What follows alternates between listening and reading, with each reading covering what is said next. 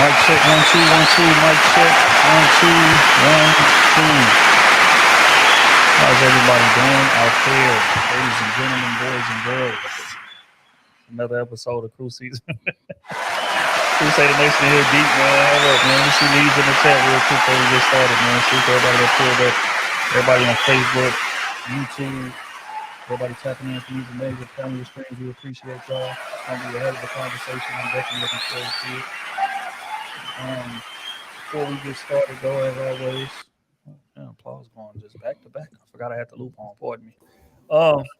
But yeah, man, it's gonna be a hell of a conversation, man. We're gonna discuss, when is it time to let things go. We have a lot of streams about bringing people together, man, and working through things and staying through things. But sometimes it gets to a point, man, where it's like, hey. The 1 plus 1 stop equaling 2 in the equation. You know what I'm saying? There's only so much tutoring. There's only so much therapy and self work that can be done in order to save this thing. But we're gonna unpack it. You know, again, those just my quick thoughts right off the top. But before we get started, let's introduce this amazing panel that we have here this evening. First and foremost, we got B Security Boss in the building with us this evening. OT in the building with us. B Saida in the building with us. Ricky Williams himself in the building with us. Miss Lucky Marie is in the building with us. And y'all already know D Roman himself is in the building with us this evening, man. Real quick, make sure y'all tap that like button as well and tap the chat. It's gonna be a hell of a conversation. Y'all already know how we give it up, man. Salute to everybody that partook in the sale. The sale has officially closed on the website. So everybody that ordered merch, and there was a lot of y'all, man. I appreciate it. You know, we got all the packages out. And we're gonna be, man, we got something special coming up for y'all in probably about 2 weeks. 2 weeks. You know, summertime is coming. There's gonna be a lot of people buy pools and things of that nature. So, I mean, it's just a little hint, but I mean, we don't go too far. We're gonna leave it right there. But it's something special coming for y'all in about 2 weeks. A live show, first week October, still in play. It's gonna be in Houston. So again, y'all put in to take off work tomorrow. You know, just so you can get that thing early in advance. Just clear that whole first week October out, man. We're gonna announce the date for that real soon. Am I missing anything? That's it. That's everything. All right. Well, without further ado, let's dive right in here, man. We're gonna lay some foundation as we always do. We're gonna be discussing the perfect time to leave, man. When is it time to walk away? Get a lot of questions in the DMs. People like, hey man, I've been in this situation 40 years, or we've been talking 6 years, or 30 years, or married 3 years, 4 years, 40 years, 30 years. It's just getting to the point now where I don't know. I don't know if it's worth staying no more. I'm thinking about walking away. What's your advice on it? So we're gonna unpack, hopefully provide them a bit of clarity on, what triggers and not triggers, but what indicators that it's time to walk away. But before we do, we're gonna get started like we always do and lay some foundation. Loyalty is a word I see thrown around a lot. And it's a bunch of different definitions. You ask 10 people, you're liable to get 10 different definitions of it. So I'm very interested in hearing y'all's definition of it. What does loyalty mean to you specifically? And we're gonna start tonight with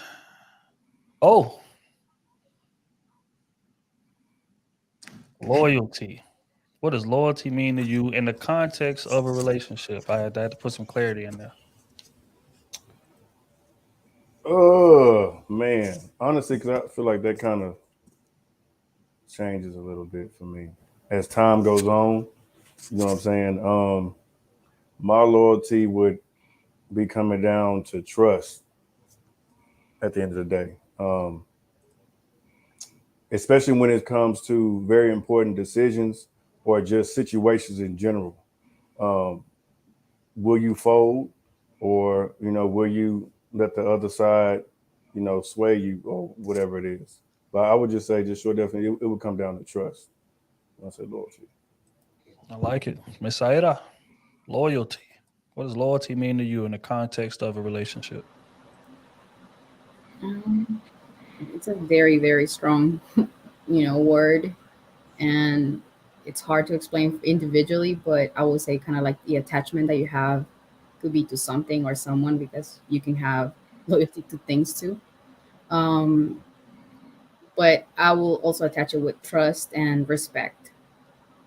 I think it goes hand in hand. It depends, kind of like a devotion that you have to something. I don't know. For some reason, that's what comes to my mind.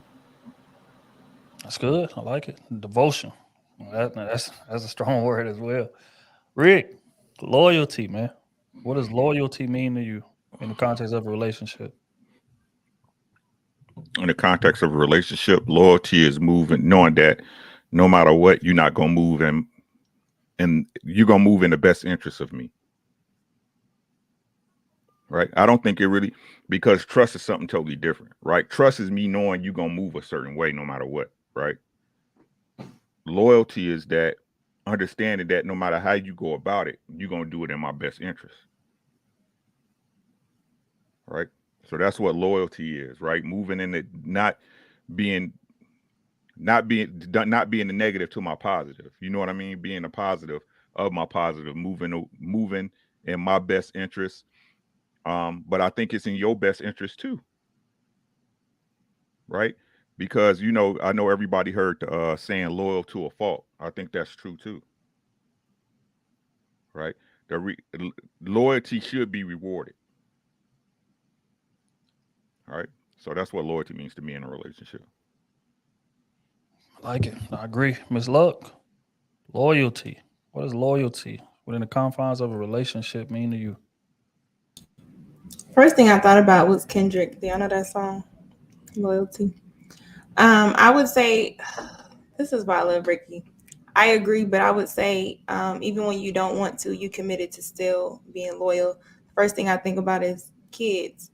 Kids they test your loyalty. Sometimes some children could do a lot of things where I've seen they steal from their parents. They do a lot of things that will test it, but their parents still never waver. So I would say it's something even when you don't want to do it, you're committed to doing it.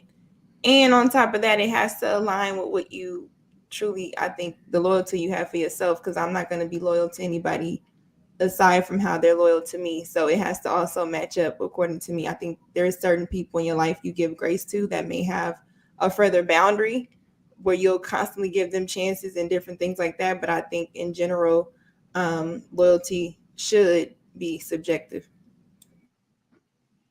I agree. Ronan, loyalty. When we hear that word thrown around a lot, what is first thing that come to your mind when you hear it? Confidentiality. Loyalty is an action. It's not what you do in that person's presence, but outside of it. How you carry yourself. How you maintain your respect and your word. And the thing is, like, it requires you to be a sensible giver. Within those boundaries, you give the best of yourself. If you guys have to part company, you respect each other's boundaries by staying out each other's way. Well said. It's SB. Loyalty. The confines of a relationship. What does that mean to you? Loyalty to me is in spite of.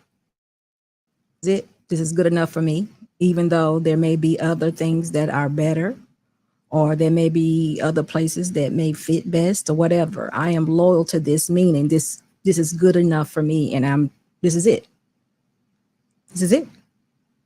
No matter what. No matter what. I like it. I like it. Loyalty to me is a sense of duty. It's responsibility. It's understanding what we signed up for in this thing. Like, we are one in terms of this moving part that we are part of. Both of us are necessary. You watching my six, me watching your six. That don't mean mistakes ain't gonna happen here, there, whatever the mistakes are. But having that person in mind when you're making every decision that you make, even ones that you feel like is you, because in reality, what affects you affects them. When you like understand the gravity of what it is that you're signing up for, you start thinking in terms of we instead of me. I think that's what the loyalty piece is. Now we talking in terms of a relationship, but I broaden it a bit. It's the same thing as far as friendship. I'm not gonna let nobody talk bad about my homie while I'm standing right there, and I'm just nodding and, oh yeah, that's crazy. No. Loyalty is holding him down the same way I would if he was in my presence. Same with your relationship. When you outside moving around, you got to be cognizant of that, man. Perception is everything.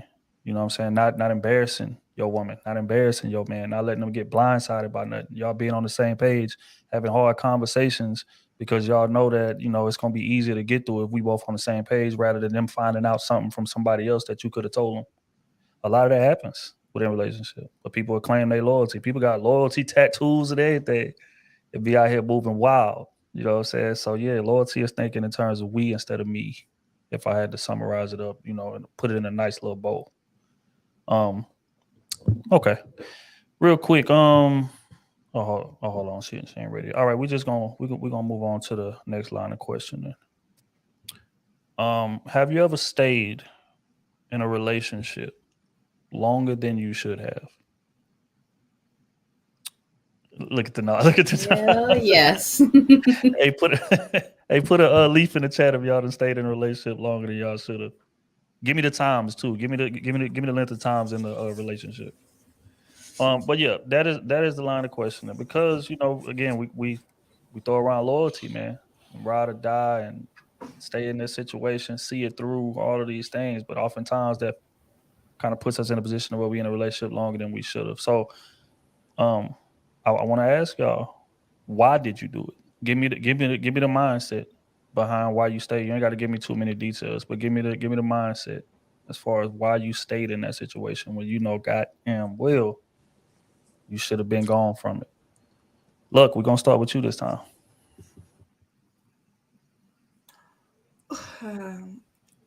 At first I said no, but then I started thinking. I was, of course, younger. I stayed in it definitely because of low self-esteem and insecurities. So I did not think that I could get better. I didn't think that anyone else would want me. I definitely believed a lot of the stuff that was said about me in arguments that could have been said to disrespect or make me feel like that. So I started to make excuses. I started to, blame myself a lot in the situations, and then that would allow me to stay. But it's also, I found, even if you find some fault in what you do, that don't mean you have to stay. Just because you forgive them doesn't mean you have to stay with them. But I stayed definitely because of self-esteem and not thinking that I was good enough for nobody better. Yeah, the honesty. I like it. I like the vulnerability involved in this. But I'm sure we all done been there. I'm reading these numbers: 14 years, 2 years, 12 years, 3 years, 4 years in a relationship that they should have been left. 8 months, 2 years. Yeah. Oh Lord have mercy. Just thinking about it. I'm gonna get to mine in a minute. Go ahead, Rick. Have you stayed in a relationship longer than you should have, and why? Yes. Because I thought it was my karma.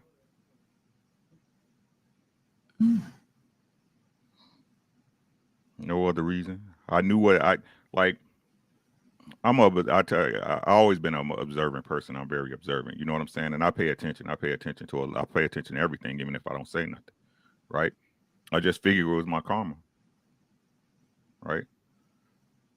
I think I did something the right way, but shit, who am I? You know what I mean? So I just thought it was my karma. That's all it was. Wasn't out of loyalty or nothing. I just figured it was God paying me back. So. Damn, I don't think I ever heard that one before. The answer to that question. That's definitely interesting. Here's another question. Do you feel like a lot of men, just in general, stay in a relationship just based on guilt, and not even things that they did outside, but I'm talking about within the relationship, just out of guilt? Yeah. I think most men stay in a relationship out of either one or two things: duty or guilt. Duty or guilt. Right? I mean, people don't want to talk about it, but we, like I said, being totally transparent, y'all know how stuff playing y'all head. You know what I'm saying? The biggest enemy you got is yourself. And the things we go through, the things that stick with us, that baggage. That's why I keep telling y'all, that baggage. Right? That baggage, I'm telling you, it'll sink you if you let it. It'll sink you. It'll kill you. Right?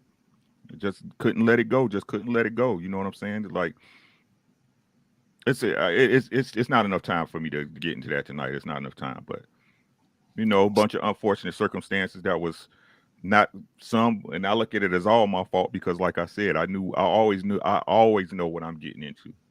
I always know what I'm getting into. You know what I'm saying? That's why I tell her ain't no excuses, because for real, you try to play stupid, you try to play dumb, but All right, we'll talk about it one day. Yeah, that's gonna be a hell of a conversation. I'm looking forward to that. Saida, have you ever stayed in a relationship longer than you should have, and why? Yes. I stayed for 1.5 years, and it was out of sacrifice. I was sacrificing for my kid, thinking that I wanted to give her, my daughter, a family, and I believe that that was the right thing to do. But of course, and the most important thing is that because I also have walked out of a relationship before the time when I should have. Like I should have given another person, more time, because I've also been on that position as well. But after when I walk out of this relationship where I was being treated really bad, I think everything improved in my life in every single way. So I don't regret, and I know this person till today hasn't changed, not even a bit. So that makes me think like I did the right thing, not just because I gave my daughter stability mentally, physically, emotionally, and a role model of a father who's my father. So I haven't been, around. So that's why I can say that it was the best decision. Yeah, man, that's the thing. You be surprised how much other stuff start going right when you rid yourself of certain energy, man. That's Lord have mercy. I found that out early on. You rid yourself of certain just toxic people in your life, just other things start going right. The job that you wanted land in your lap, just certain opportunities, just everything. You just move with a little lightness than you used to move with. That's for sure. You be in a situation feel like 1,000 pounds on your shoulders sometimes. So yeah, no, I definitely agree with that. Oh, have you stayed in a relationship too long, and why? Yeah, yeah, man, absolutely. Couple times. One was because it was just young, and like Ricky said, out of duty, I didn't want to fail. I felt that I chose this person, and knowing that I was selective already with who I chose, I was like, okay, if I chose this person, then I need to be committed to him. I need to at least run down like a little checklist. Okay, am I doing these things right? Am I communicating effectively? Am I making sure I've exhausted all options before I finally call this quits? So that was like one of them. And then the other situation was the fact that I know I didn't establish the foundation like it should have been. So then after a little bit of you kind of realizing that, trying to go back and reestablish the foundation, but you can't do that. Like what was how you started is how you started. And it's hard to adjust or hard to pivot with certain people. You know what I'm saying? Some people can't make just no hard pivot where it's like, yo, this is wrong in a relationship, this is wrong, we need to fix it. But you allowed it to continue for so long, you didn't make the situation worse. So yeah, absolutely. Damn, yeah, that's real rap right there. But then like Ricky said, I couldn't blame nobody but myself. But I knew that choosing them, you know what I'm saying? So, you live and you learn. That's B. You stayed in a situation longer than you should have, and why? This is a hard call for me because let me just tell y'all why. Okay. I was in a situation with my first for about 4 years or so, but I probably should have left the situation earlier, but I could not leave the situation because I cared. So when I did not care anymore, I left the situation. So y'all understand what I'm saying? So it got to the point where I no longer cared about this person like at all. So I was done. So I don't know how I would have left the situation caring. So that's why I'm thinking I'm not sure. I didn't leave caring, but when I decided that I didn't care, I was done. So I don't know how to say, was it all fed up? You got done? No, you know what? I wasn't even fed up. I didn't care. I literally did not care anymore. It was like a non-thought. I was done. I mean, I don't know. It's kind of weird. I didn't care. Was it a gradual thing, or was it just you woke up one day like, you know what, man, none of this matter right now. I'm out. I think what happened is, you're in the relationship and you're together. Then he went off to the military, and then I was supposed to follow. But maybe that time of separation or not being there every day, you know what I'm saying, or not being able to put your hands on somebody, like that, at 6 weeks of basic training and all that other stuff. Maybe that just like made me realize, I don't think I like you. Like out of sight, out of mind. Possibly, but when I was ready to go, I didn't care. See, I was that's like, peace. what's the You know what I think is that. Oh, wow. I'm sorry. You were young. Go ahead. I wanted to say that sometimes we're confusing loyalty with commitment, because I can be loyal until I'm done with the relationship. You're being loyal. I was loyal until the end. So that's loyalty. But I am committed. if I am committing to a husband for life, then I am making that commitment. So I'm supposed to be loyal until then, right? I'm saying until then, but I am not in a marriage and I am committing to this relationship until I feel like this is the right fit for me. So if this is not the right fit for you, you're loyal until that moment. But once you're done, you can walk out of that relationship, and that was your commitment. You were committed until that moment, and then so on, you just walk out. That's what I was wondering when you all are saying that you should have left early. When you left, did you still care? Nah. I care about some people that I can't stand, don't talk to. But I mean, you can care to a point where if they passed away, Right. Oh, I wouldn't call it but caring. I was past yeah. that. Yeah, you care I about wouldn't that. call it caring. I'm indifferent. You know what I mean? I wouldn't even call it caring. It's like I have compassion. Is that a better word? I wish you well, but I don't wish you anything else. But You know why what I we mean? wishing? Because that's all I'm gonna do is wish with your Just ass. Because I take could care care of less it. at that point. You know what I'm saying? Like if I'm walking away, hey, I hope you do okay. I think as I'm older, I look back and think it might have been a time of reflection. You know how you can reflect on all the things that you kind of went through, and you be like, I ain't like that. I ain't like that. And then now you're preparing to like go away and spend the rest of your life. It's like, nah, I've just decided I don't like you at all. That kind of, So, Yeah, it's wild. Sometimes you got to step outside the box to get a closer look at what's in it. It's crazy how that shit work when you think about it, but it's the truth. When that person is in your face like that, it kind of clouds things. Yeah, because they still doing good things, Exactly. But when it's like not there, it's like, yeah, you did do that.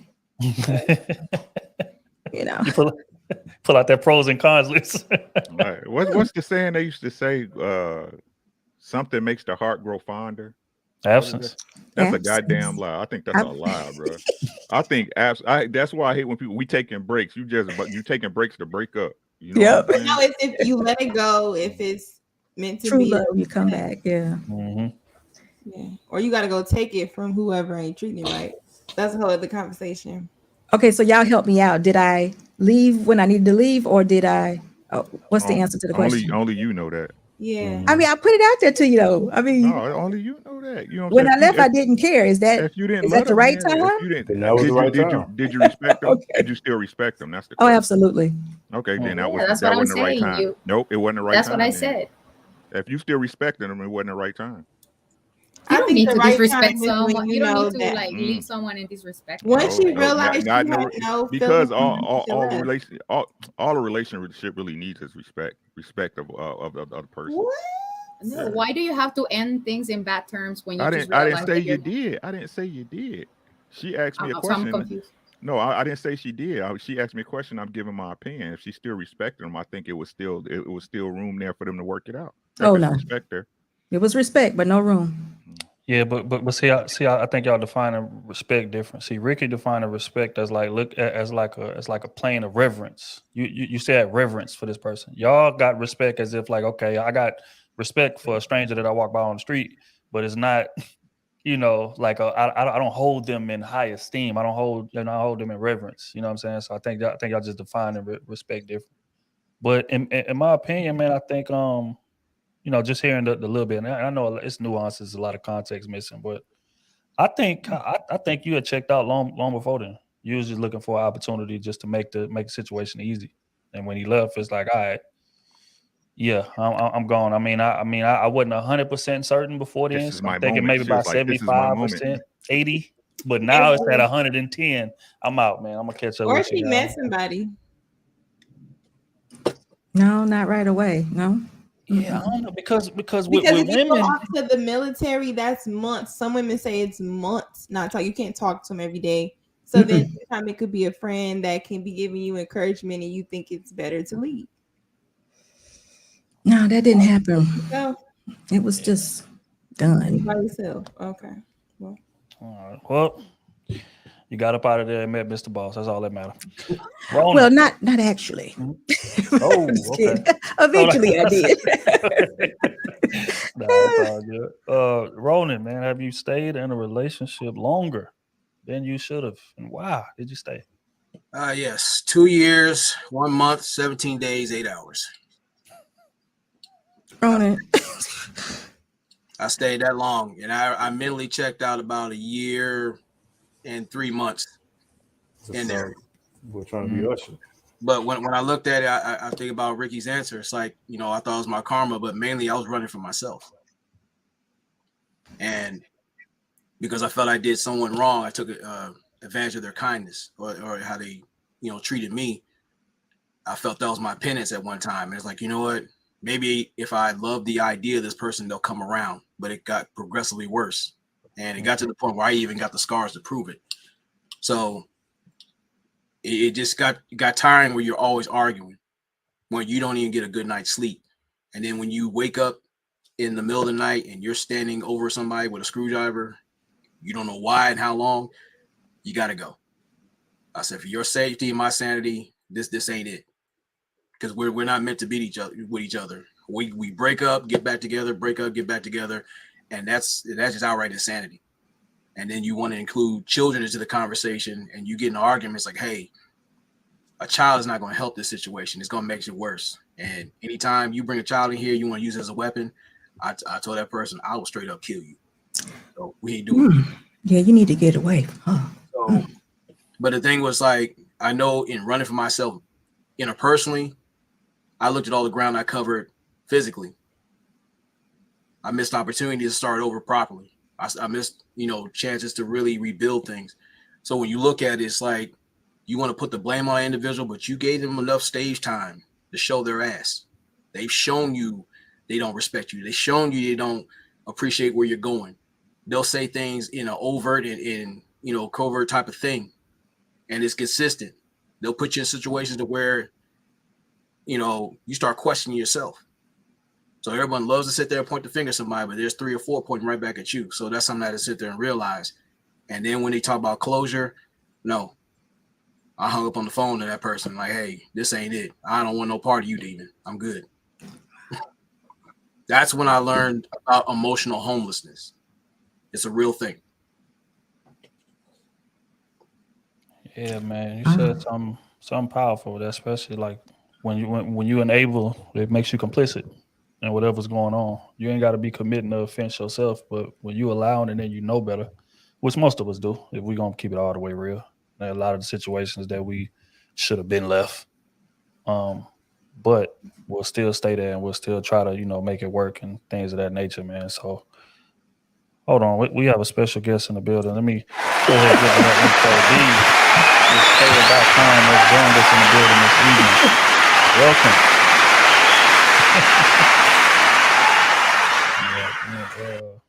All right, yeah, you know what? I'm gonna let you go before I go. First off, I want you to define loyalty real quick. Like when you hear loyalty in the context of a relationship, what does that mean to you? So loyalty to me means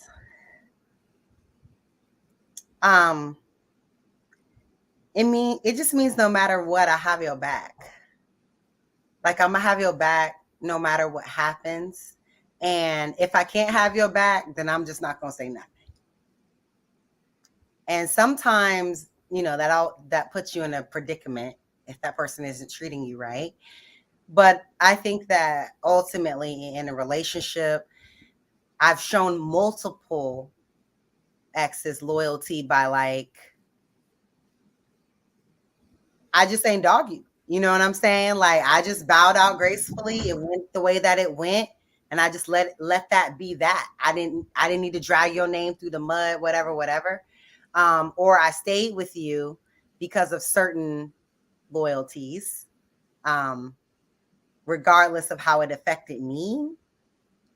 But I feel like when you have loyalty for someone in a relationship, you have their back. So if it doesn't work out, you just kind of separate yourself, but you don't drag them through the mud. And then if you are with them, you stay with them, you know, low key, no matter what. But it's a dangerous game. Extremely dangerous. And before I ask the next question, man, I'm hearing that the likes is low. Make sure y'all tap that like button when y'all get a chance, man. We appreciate everybody from Crusader Nation being in the building. We got a lot of y'all tapped in on Facebook, a lot of y'all tapped in on YouTube, man. So make sure y'all tap the like button on both sides of the fence. We appreciate everybody for pulling up on us, man. Thank you. Next question to get you caught up. Mhm. Have you ever stayed in a relationship longer than you should have? And why did you stay there? Of course. Of course. Sometimes loyalty, sometimes being just dumb as hell. And that's just what it is. You know, you get to the point where you're smart from being dumb. I mean, a lot of us can say that, can we not? So yeah, I definitely have stayed too long in a relationship. I let a ring and a lifestyle make up for a lot of bad behavior and just unacceptable things. So I definitely, I definitely stayed probably 2 years in an engagement longer than needed to be there. So yeah. Jesus. Yeah, these numbers, you'd have missed the numbers they was throwing around earlier. It was 14 years, 17 years, 6 years, 3 years, 4 years, too long. Up in the chat, man. Salute, tap. See, look, 16 years. Shout out to Melia. Yeah, like it's a lot of time that people waste and knowing that they should be moving around. I'm one of them. I guess it's my turn. Yes, I definitely stayed in a relationship too longer than I should have. Our situation was was a little tricky because we had met each other when we were super young, and then we hooked up, and then distance happened for whatever reason, and we kind of separated or whatever, and then we came back around, and circumstances was different, right? She had a child, and we was significantly older than we were, but you know how it is when you see that person again and y'all link up, you still see the person you saw then, but she wasn't that person no more. You know what I'm saying? But in my head, I'm thinking, nah, it's in there somewhere. I just gotta step up and do what I need to do to bring that back out of her because it's still there. Life just kind of might have gotten away, might have put a little, covering over it or whatever. But it's my job to kind of lower that barbed wire fence. So I'm gonna stay in this, even though it's toxic, even though families was beefing with each other and all type of stuff. This long story, but my mindset as far as staying was I still saw her as the person that I first met. And it was a lot of time and a lot of experiences that had passed since then. And that caused me to stay longer than I should have. Until it got to the point where it just blew up and I had no choice but to leave. And to answer the question, when I left, yeah, I still cared about her. I still loved her. Still. But I knew that it would be nothing productive about that relationship if I stayed. We were never going back to who we used to be, and I had to accept that. That was a tough pill to swallow, but it was reality. You know what I'm saying? So I had to do the honors of it. Yeah. So that was an interesting scenario. But yeah, I stayed in that probably about 2 years longer than I should have. 2 years longer. Yeah. Now that I'm thinking about it. Yeah, that was Lord's toxic situation. Thank God for deliverance and meeting my old lady. But yeah, I mean, again, I think we all done been there, man, and we stay for a multitude of reasons. That's why I wanted to ask y'all. I heard, a bunch of different. I'm reading the chat. People saying, man, I stayed for the kids. I stayed for this. I stayed for that. You know what I'm saying? And things like that. But don't we gonna unpack these, especially that. We're gonna unpack that a little bit later. But before we do, I want to ask a question. I asked y'all about loyalty earlier, and in this era that we in, it seems like relationships are way more of a revolving door than they used to be. You got people that's in there; they'll be in there for 3-4 months. I'm out. I don't like what I'm seeing. You know what I'm saying? 6-7 months. I'm gone. I don't like what I'm saying. I'm out, man. I'm back to the streets. in comparison to back in the day, people would stay way more willing to stay in and try to, figure it out all the way first before they just got dragged apart out of the relationship by life. Right. So that change is what I want to speak to. Do y'all feel like there's just a lack of loyalty in this era, or are people finally aware of their worth and just moving on, or more aware of their worth than they used to be, and they're just moving on? Do you feel like it's a lack of loyalty, or are people just more aware of their worth today and moving accordingly, in y'all's opinion? And with this one, we're going to start with SB. Yeah, there is a lack of loyalty, but I happen to think the issue is more selfishness and more access. You cannot have a relationship and be selfish. It's almost impossible. Well, no, you can't. You can't be selfish and have a successful relationship. And then the access of the internet and all the social media and things like that just gives you, abundance of more people to actually be in relationship with. So the loyalty piece is out the door. I agree. Oh, is it a lack of loyalty, or are people just aware of what my worth is, man? I ain't staying nothing I'm above. What you think? It's neither. People don't know what the fuck they want. That's the issue. They don't know it all. They don't know themselves. They don't know nothing about nothing. All they know is what looked pretty. They try to attempt something and it failed, not knowing what went wrong. Like, it's just lack of awareness. And on top of that, just the not even just willing to try. Certain situations, people give up. Like SB said, it's selfish. You don't even try to work on improving yourself, the relationship. You don't know what questions to ask. You just think everything is going to be perfect like it was on the first date. You expect, and then the more time you spend with people, they may have some things go on in their life. You don't know how to be there for them. Like, I know a situation where somebody had something tragic happen and they dipped because it was, it was fresh. They didn't know how to handle it, so they just dipped. You know what I'm saying? And it's like, so, it's one of those things. So, like I said, lack of awareness, selfishness, like SB said, is just people know what they want. They'll have a good person, and then they get them, and it's like, oh, they too boring, or they get somebody, but then they don't make enough money for them. It's people nitpick at the smallest things, today, and they want some type of perfection and finished product when that's not reality.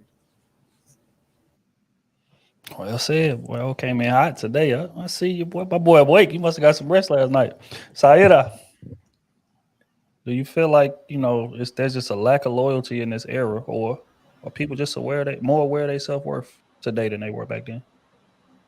So I can't say that people is cheating, disrespecting on each other, not attached with each other, which is loyalty for me. They're just, it's lack of commitment. They're not committed. They jump into relationships not being committed with the person.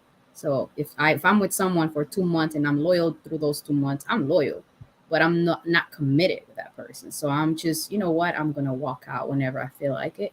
I'm not committed, or they're just not intentional. They're not going out with people intentionally, trying to meet them, like OT said, like willing to get to know the person. And I feel like, in a way, social media has a lot to do with it. People is just replaceable now.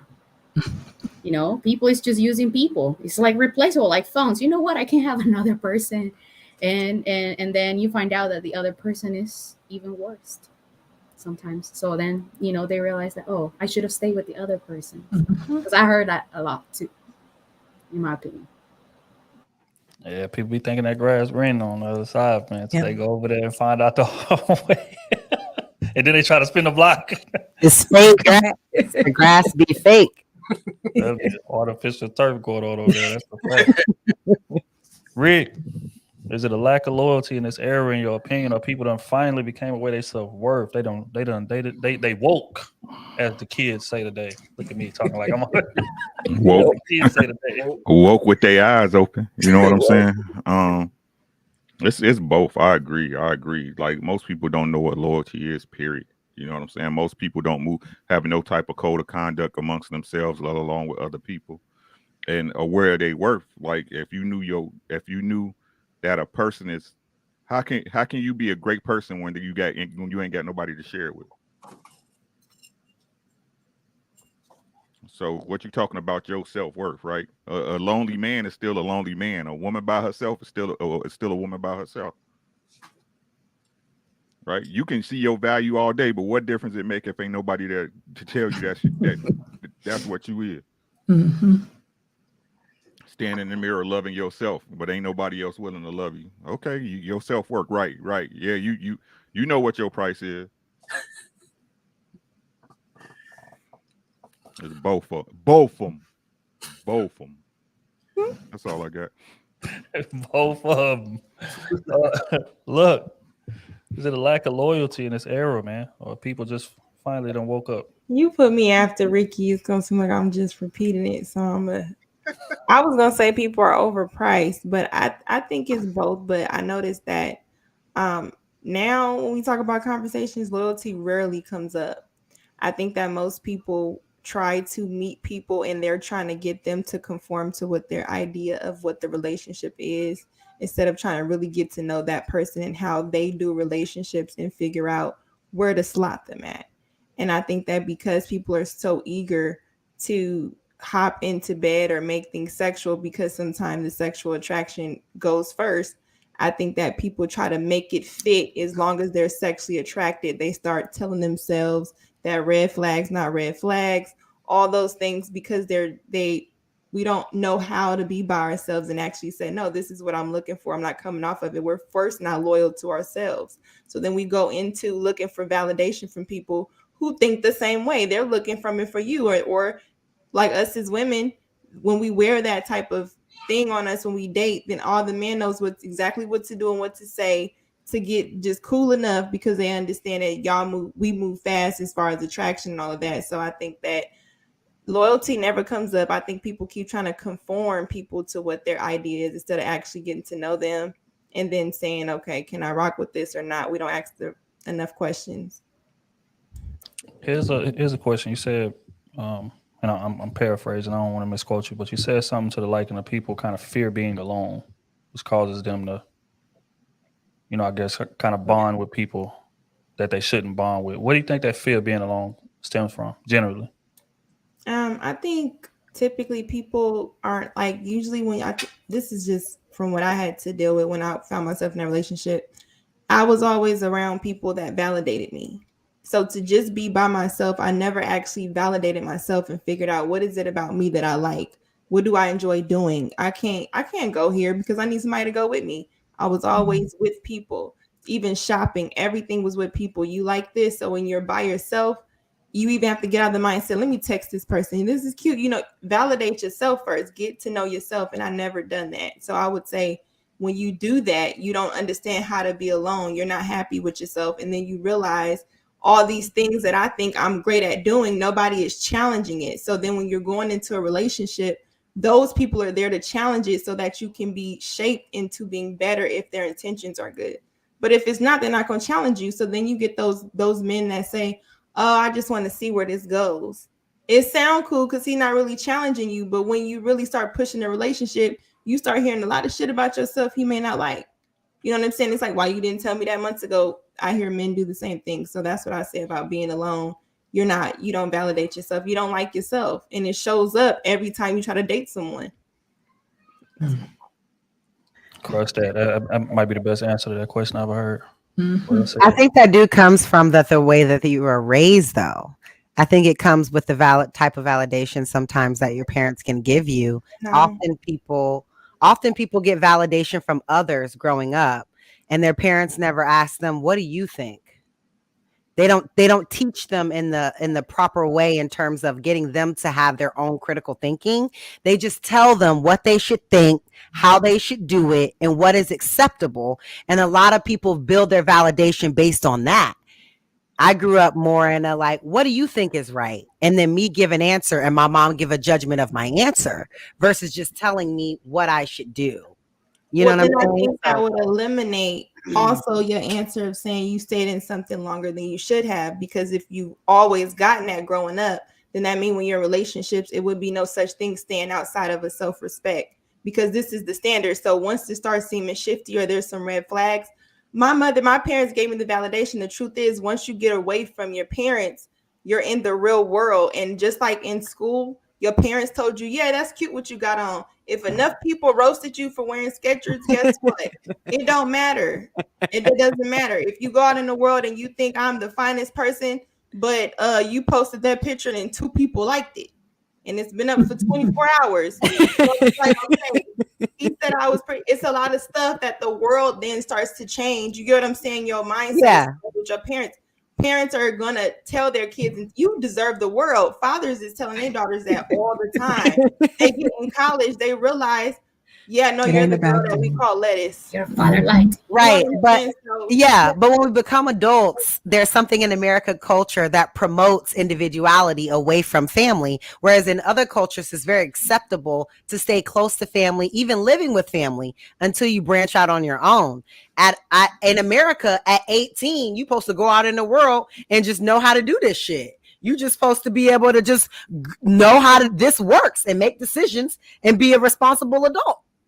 So our culture also contributes to that, because you go away from family at an early age, at the age of 18, and you don't have that family that's in your pocket that's saying, like, you know what I mean? That's giving you that validation to your own thoughts and your own, creativity, because you're susceptible to society, which is why I promote homeschooling.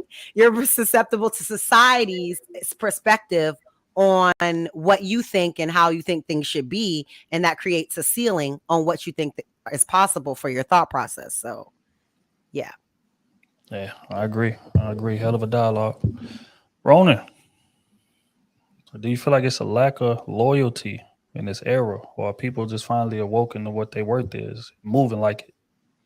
I think there's a extreme lack of loyalty because we don't have a healthy relationship with ourselves.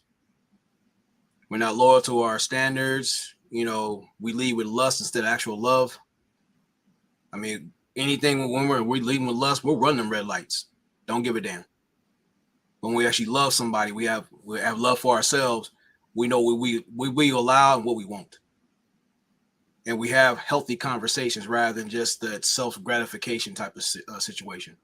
So people like to say they know their worth, but you always find yourself in the clearance bin when you're leading with all wrong things. You better be careful with that clearance bin. I got in trouble for that a while back, man. It went viral. Clearance bin what? Clearance rack, man. I had a reference. I had a analogy that I made, and it went viral. And it was on my ass for months about that. Yeah, it was all another conversation, dog.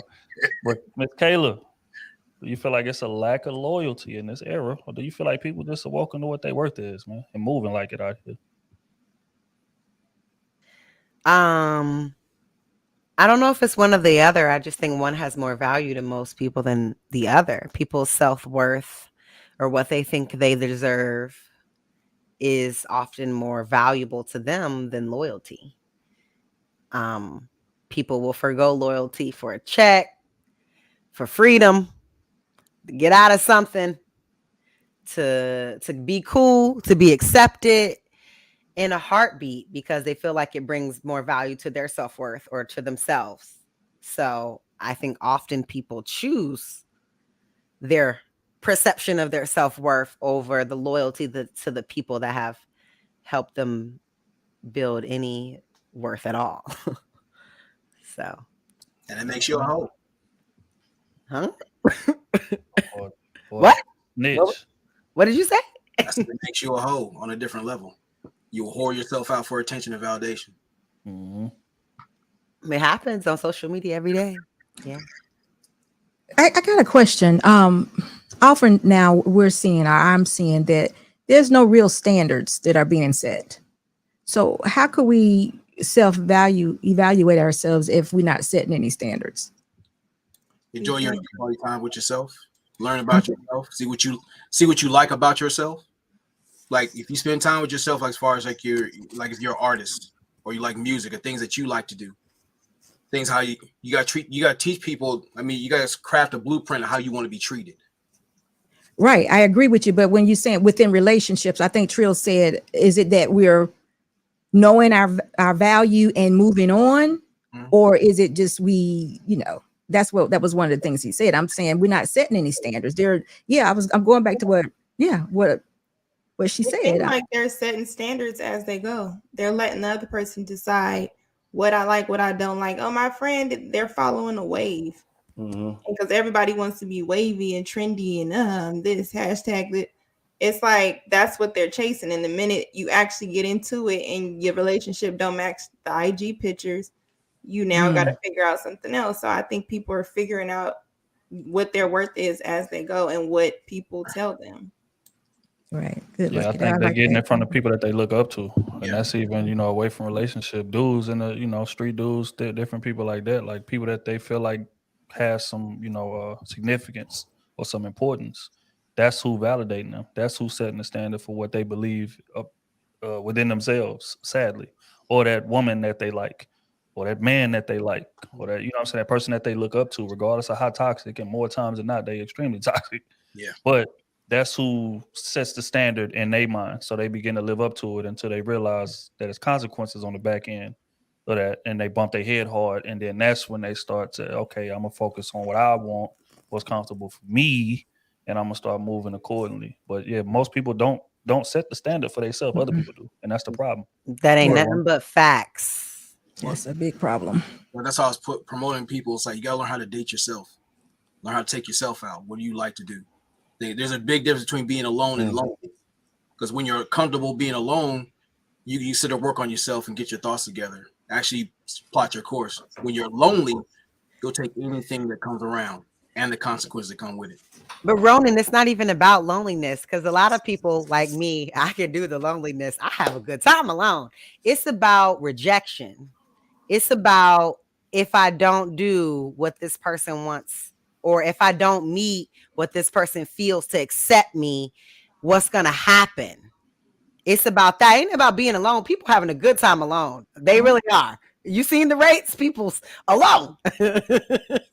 Well, you have to have a level of discernment, because if that level of acceptance is going to cost you your dignity and things like that, that should let you know, I don't need this person. You're not worth that. Right. But if they add value to you, if they challenge you to be better, things, if you actually have a healthy relationship rather than relationship, you'll know the difference. But Ronan, if this is a requirement to get the great guy, then it will be hard for a woman not to partake in what is considered a dating standard. Then that would be definitely rejection for that woman. For a high value man. Exactly. And la, la, la, la. Yeah. It's part of the game. Yeah. So when we say that they're setting their standards, or they should set their standards, then I'm wondering now, my next question is, what are standards? Because see, I think sometimes people confuse preferences with standards, and I they're totally different for me, but I would like for you all to help me I out. would say it's terms and agreements. That little long message nobody reads. They just check the box to get access. Right. Nobody reads it. Tell me, yeah, I'll do it. And Again, me personally, in my humble opinion, I just think it's about, you don't know yourself. At the end of the day, right? Like when people say things like, and they look at it like, I lost myself, that's because you don't know who you are. Right?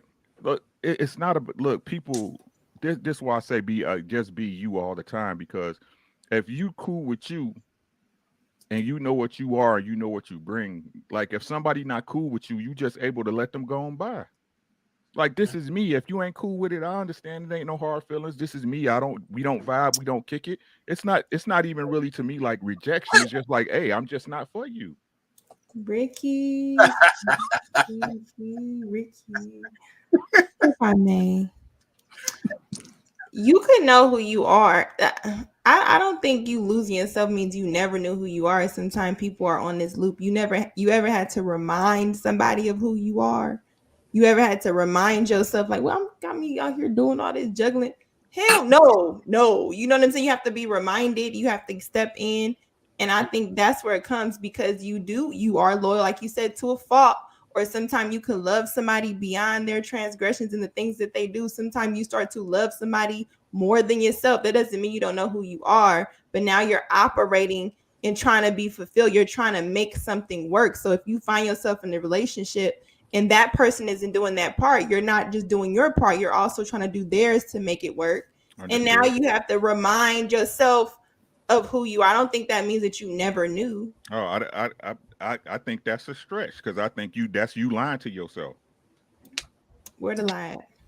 I just think that because, like, this the thing, right? Let's I'm gonna be totally, like I said earlier, when you're in a relationship and you see something that don't vibe with you, that don't rock with you, something you knew that you wasn't allowing, you do it. You knew at that moment what it was. You knew at that moment that you let it slide. Right? That's a you problem. But That's that a you you don't problem. know who you are, because Yeah, it ain't that much I'm room not. in the world as if I'm, you want to allow somebody. You know at you the your end, kid's father, but do they try you? at the end of Sometimes the you day, get your I girl. hear what I hear what you're saying. I hear what you're saying, and I'm not disagreeing. Listen, I'm not disagreeing with your point. I'm saying on the best end of it, right? Again, if you know what you did and what part you play in it, when the crap slide, you know what happened. You know what happened. That's all I'm saying. Right now, we try to put it off on these other things, like I didn't use discernment, or this person they pulled the wool over my eyes. Nah, no, they didn't. You pulled the wool over your old eyes. That's all I'm I was saying. lost. That doesn't mean you don't know yourself, though. You can forgo your intuition. That don't mean I don't know who I am. It could be something in my intuition that tell me go right, go left. Just because I go left don't mean I don't know who I am. It just mean I made a bad decision. Understood, I but made you a bad know that. But decision. that's what I'm saying. And I know I made a bad decision. And oftentimes you know right after you make Exactly. it. That's all I'm saying. But I'm that not don't disagreeing. know, but that don't mean I don't know who I am. I'm not disagreeing with what Lucky said. I agree with what Lucky said, but I'm just making another point. Yeah, I agree. It's a difference between knowledge and implementation. Like, you can be smart as a motherfucker, but if you ain't, applying the information and using it and implementing it, then you might as well be dumb. If we're gonna be honest. Yeah. And the fact is, a lot of us kind of put ourselves in situations knowingly. Yeah, and Bite us in the ass. And you know what? It is us not really knowing ourselves, because we have some deal breakers. No. Mm-hmm. But if you go back on a deal breaker, that means you really didn't believe it yourself. So that really is a question. You got to figure out, why am I this way? Either you're questioning why you're this way, or you're really not that way. So it is kind of goes back to what Ricky's saying. You're not solid yet. This is how you're supposed to be, but you're not really believing it. And how far will I go to get what I want to do? How far would I go? Am I going to just? But is that knowing yourself? If you No. make a decision that you know is not right, is that not knowing yourself? There's people that often get compelled into other beliefs that really start believing that bullshit and go along with it genuinely. Compelled. That to me is not knowing yourself. You really started believing that shit and you really went with that shit, versus someone that made a bad decision. Like, you know what? No. You know what? That wasn't the right decision. That's not me. I feel like that is actually knowing yourself, because something in you told you that doesn't sit right with who you are, knowing that that's outside of character. But why did you do it afterwards? Yeah, why wasn't it before? Why didn't you stand on it before? Right. Why would you do it then? I was going to ask why did he touch the hot stove? I mean, I told him not to. Because you're a baby. Because you're a baby. Go ahead, Lucky. People just don't know sometimes. I was just going to ask, because what the way you're saying it is like, if I knew myself, I wouldn't even put this expectation here. It's kind of like the people who have faith for $1 million, but they don't even believe in getting $1. So why would you set that expectation so high? If you knew yourself, you would know that. Yeah, I know that I'm gonna go back on it. Okay, that makes sense. Yeah, because if we're setting standards, y'all already know there's some things that men, as women, there's some things that men can do that we'd be like, no, right, no, we're just not. And then if you want to go extreme, like sometimes we'll say, and Ricky, you brought this to my attention and I didn't think of it like that. Like, I can say that I'm not going to be with the serial killer, but if Mr. Boss were to kill somebody, I have to check the circumstances. He still killed somebody. You get what I'm saying? But he's Yeah. not a serial killer. He just, That's one but time. the point is Serial makes obsessive compulsive. I mean, hold We on. all like, no, it's not the fact. It's not the fact. That's the extreme. But what I'm saying, I think I said that day was I ain't gonna be with the killer, but I can see it as a serial killer. That's my point. I can see it as a serial killer. No, I'm not gonna be with that. But if he still had to, kill someone, he still killed someone. And Ricky said, well, what if he was trying to save you? And I was like, hey, yeah, that makes sense. So I'm still going, you know what I mean? So now I'm like, that thought that I'm like, okay, I'm gonna obey these laws. I'm like, we just messed up. We just, we didn't obey that law, but we needed to do this for whatever reason. So, it's kind of like that. You got to think extreme sometimes. Yeah, context matters. Context matters, man. Just real quick, I'm gonna answer real quick, and then we're gonna pay some bills. They starting to add. All right. Is there lack of loyalty in the era, or do people know their worth? Lack of loyalty, because people don't know their worth. If they did know their worth, they wouldn't enter into the situations that they entered into to begin with. Men have, you know what's crazy? Men have intuition as well, man. Oh, really? We do. Oh, really? We really do. That's Y'all how we say able y'all to come. do. Y'all say y'all do. Man. That's how we able to come to our We do. decisions about y'all so quickly. But the Mhm. difference is that we listen to our intuition more times than y'all. But that's another conversation for another day. What I'm saying is this: is that if you were fully aware of your worth and you wasn't letting other people define it for you, you would have never gotten to that situation to begin with. But that's not what happens. A lot of times we go into situations damaged, and we're looking for this person to validate us. Going back to what Lucky was saying earlier, in terms of, okay, yeah, this is somebody that I admire. This is somebody that I look up to for whatever reason. And he's going to stabilize me, or she's going to stabilize me. So I go into this situation damaged, and then they don't stabilize me. As a matter of fact, they hold up a mirror and show me my insecurities and make me worse, because I'm not evolved to the level that I need to be yet. You know what I'm saying? So I think that's the case for most people. If we're going to be honest, I think most people are not fully aware of their worth until they hit a certain experience level. I ain't gonna even say age, because there's some people that's 40, 50 years old, still don't know their damn worth, still doing the same stuff that they was doing at 20. But it's an experience factor. Once certain experiences happen to you, you reach a point, kind of the way SB was talking about earlier, to whereas I don't give a damn no more. In terms of what other people think in regard to me, or where other people think I should be in life, or who I should be with, or I should be in this man. I don't give a damn. I'm going to go based on what I feel and how my moral code is set up at this point, because I had to bump my head a million times to set it up, but I finally got it set up. I got my rubric set up. I'm going by my rubric. I don't give a damn what nobody got to say about it. You hit that point at a certain level, and then is when you know yourself. You know what I'm saying? But before then, most people don't. So, how can you be loyal to anything if you moving foundationless? But where's the line? Because where does the foundation come from? Who validates the foundation? You know what I'm saying? Like, because there's tons of people that know that. There's tons of people, but where do those come from? There's tons of people that I know that have all of the self-confidence in the world. No one can tell them shit. I promise you they're trash. I'm sorry. I'm sorry, but they're trash. Okay. But no one can tell them nothing. You know what I'm saying? But we have the Grammys, we have the Emmys, we have the New York Best Times. We have certain things in place to validate people, or even tests to validate if you should be a doctor, if you should be a lawyer. We still have things in place to validate people on a certain level of competency. So where's the line between you not caring what the outer, people say, and you having self-worth? I think the results define that line for you. Even it's certain people who don't care, just like you said, and they trash, and I just go about whatever I want. I'm finessing everybody. I'm moving based on my own convenience. And more times than not, them people results are drastically different from somebody who moves based on a moral standing. I'm treating people right because I want to get treated right. It's sort of like the energy that Syed I was speaking to earlier. Turns out I had got this new person I got rid of the negativity, and my energy shifted. Good things start happening in my life and things of that nature. That's how it goes when you set up morally sound. But when you just finessing people, and we all know some, I mean, especially in the streets, Niggas finessing niggas left and right, and you like, damn, because you looking at it from the outside, you like, damn, he got money, he got the girls, he got this, he got that. Damn, bro got it all. I ain't got nothing, and I'm moving right.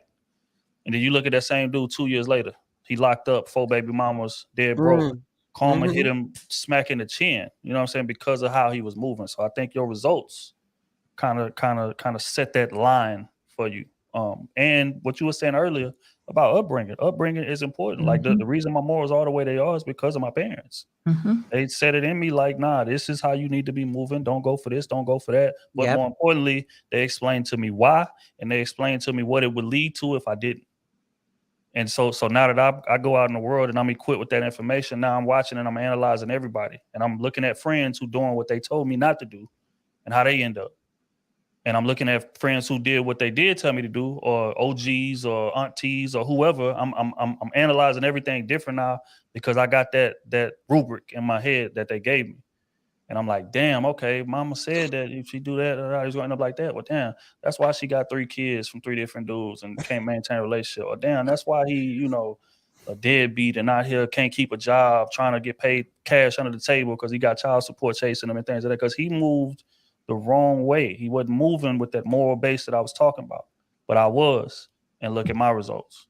You know what I'm saying? So that's how you determine it, man. Tutelage is super important. That's why I tell people when you're raising your kids, be bluntly honest with them. Don't just say do it because I said so. No, explain to them why they should do it. And that right there is going to stick to them different. Because if you just tell them do it because I said so, then that means that they're going to depend on you for validation, just like y'all speaking about earlier. Just because you said so. Then when I get out in that world, I'm going to depend on other people for validation because I don't know the why. I don't know the context. I don't know the breakdown. And the more you know the context of things, the more you can make your decision on your own in other aspects of your life. You know what I'm saying? So that's how I see it. But real quick, man, we're going to pay these bills and then we're going to get to this video, the first video of the night. Crusader Nation, I appreciate y'all pulling up, man. Deep as hell, man. On YouTube and Facebook, man. I appreciate y'all. Make sure y'all tap that like button if y'all don't tap the chat, man. It's a hell of a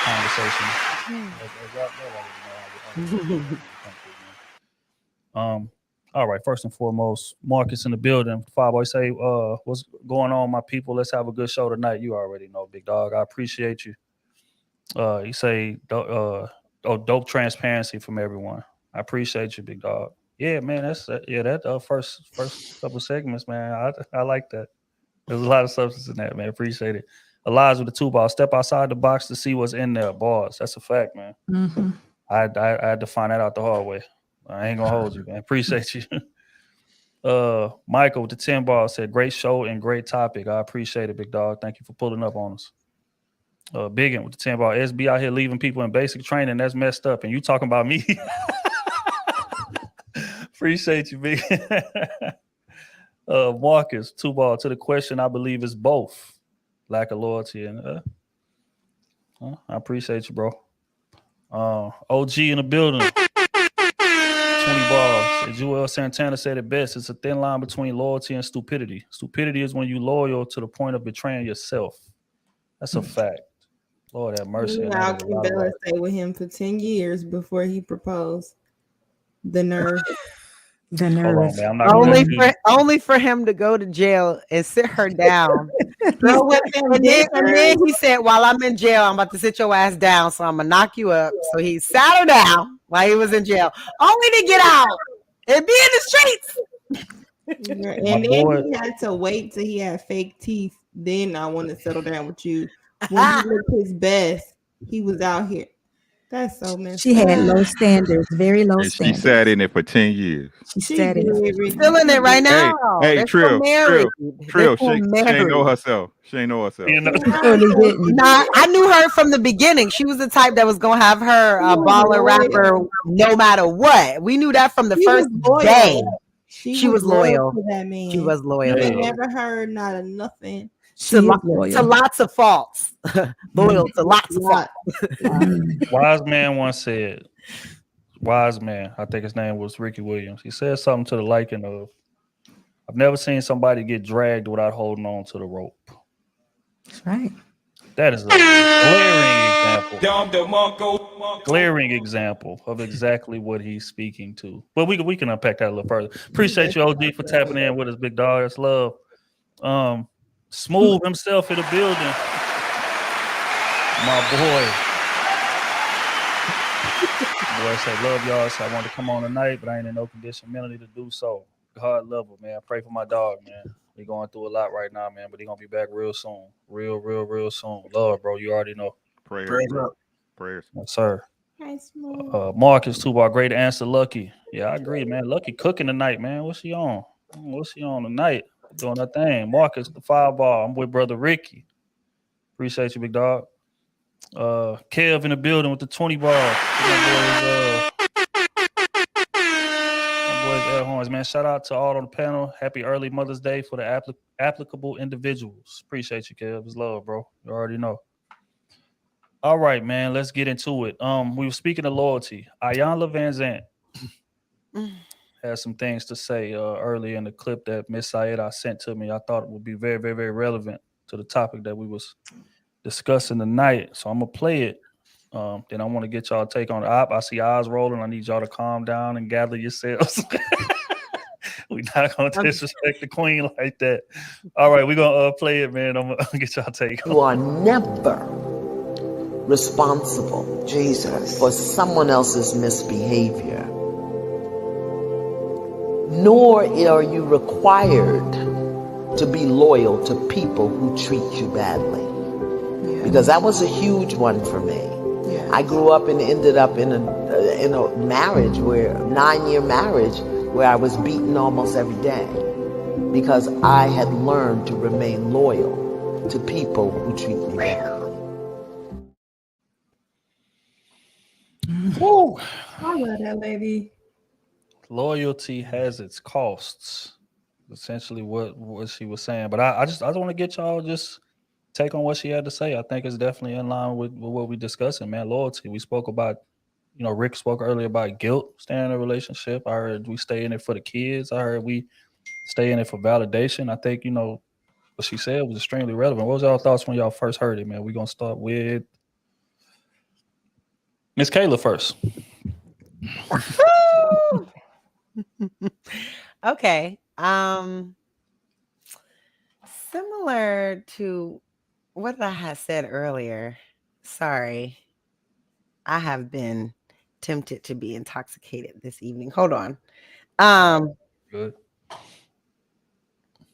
Okay, so I agree with her. I think that the beginning part that she said that you're never responsible for someone's bad behavior. I totally agree with that. There was a room that I was in a mod in on Clubhouse the other day, and it had something to do with about a thing that went viral about a girl who had brought her kids on a date, and then the guy had took her on a date, and then he left her with the check or something crazy, right? And so my whole point was, at the end of the day, integrity is integrity. It doesn't matter what other people do. So in that instance, he could have very well, when they showed up at the date, say, hey, listen, let me talk to you for a second. This isn't going to work for me. I'm going to excuse myself. We can set this up for another time. He didn't need to go and do the whole date and order all the stuff, act like everything was fine, excuse himself to the bathroom, and then ghost her. You know what I'm saying? Your behavior is a representation of you, no matter that she brought her kids on the date, no matter how she acted. I think that your behavior is a representation of your integrity as a person. So I definitely agree with Ayanla on that. As far as the loyalty portion of it, I mean, I think that what she was speaking of just kind of comes from standards, possibly, because I grew up knowing of a interpersonal relationship that was abusive. So in my head, my standards have never allowed even any type of violence to ever occur. You know what I mean? Versus in other people's situations where they may have seen that or may have had experience to that, their mentality to seeing that is different. And so they may have allowed no type of loyalty. I don't know. That second part, I can't really speak to. I don't know. 9 years? Dang. Loyalty? I mean, I don't know about getting my ass beat for no loyalty. I don't think that's included in the, let me see the terms. Let me see them terms. I don't think The terms and conditions, you didn't read them. I don't think that's in there. I don't think that's respect. in there. Respect Right? was broken right there. So True. But usually other forms of abuse are more likely in those terms than physical abuse. Physical abuse is usually the one that's woo, stop. Mental emotional abuse is usually sometimes the one that's deemed acceptable. So it's hard for me to speak to that second part, but yeah, I think that covers it. All right, Ronan. She has some things to say about the costs of loyalty, because loyalty does have costs. This is another thing that I don't want to go on. I want to resonate. Loyalty has costs. Loyalty is not free. Hmm. Let's establish that. So she was speaking to some of those costs. What was your thoughts on what she had to say in the video? I think we have to admit that a lot of us confuse codependency as loyalty. And some people are loyal to the idea of the person rather than the reality of them. And we make excuses, we make, concessions to things and things that are blatantly obvious. And we start sitting there mentally resting ourselves to the point where, like, when people show you you're just good enough to be around, just to be a tool, that should be sober enough to, like, you know what, I this is not what it's supposed to be. I've lost more of myself living this lie just to be with somebody, and understanding the hard way that the longest distance you can experience is within arm's reach. When you're just basically haunting a house, or you're just there as a utility. So when she said all that, it brought back a lot of memories. But once you take that stand, like, look, I'm not going to sell for anything for less. I got to start learning how to accept compliments. I got to start learning how to receive love actually by starting to give it, because you can't speak a language that's foreign to you. That's the thing that a lot of us have to learn. Hell of a point. I agree 100%. It's love. I think that you can only value somebody at the level they value themselves. Kind of like what Kayla is saying, but I would just add a different way that what you will pay for, like the video, is just an overpayment. That's the cost. Because if you overvalue somebody beyond what they value for themselves, now you operating into potential. And yeah, I see this, and they're just saying a little bit of something, and you're filling in the blanks. They're not really doing too much. Now you're starting to compromise things. These things don't seem too bad because it's you overvaluing them. And sometimes we stay in relationships based on what other people think, what they think it is. And I don't want to do this. And oh my gosh, what I look like asking somebody else what their favorite color is. So I think what she's saying is you can't be responsible for the other person, but I think you definitely can be responsible for what you allow to happen in your own life. If you continue to let somebody disrespect you, hit on you, even though you could have been raised like that, but the first time you felt it, you didn't like it. So I think once you decide you don't like something and that person continues to do something that you don't like, you're basically telling them that you're okay with it by way of your action. So it's not their fault, it's your fault. If you don't like it, you're not going to change them. So change yourself.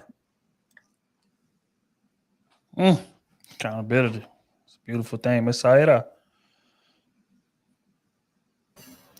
I do agree with the first part, just like Kayla said, and I see that a lot of people kind of agree with it when the video was happening.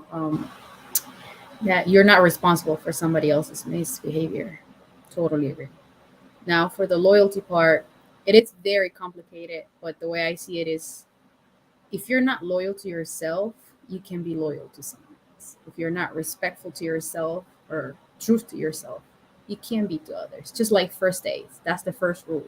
You have to be safe in order to put someone else in a safety, position. So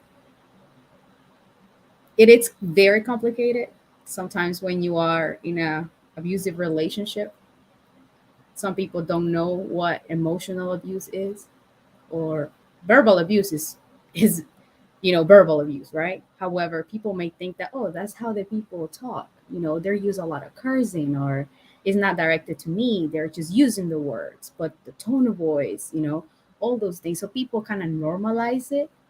But when it's directed to me, it's verbal abuse and it's abuse.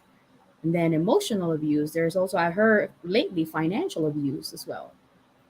Some people using other people for other reasons. Now, when it gets to the physical part, that's when you say you're done. But then when you're not, mentally right, you go with it. 9 years, like she said, wow, that's a lot. I think that's a lot. I don't I don't know. I can't say. I think I believe her when she says it was happening every day. I wish I could say I don't believe her, but it might be because there's people out there. Um, she needed help. She never asked for help because the moment that you ask for help, that's when everything changes.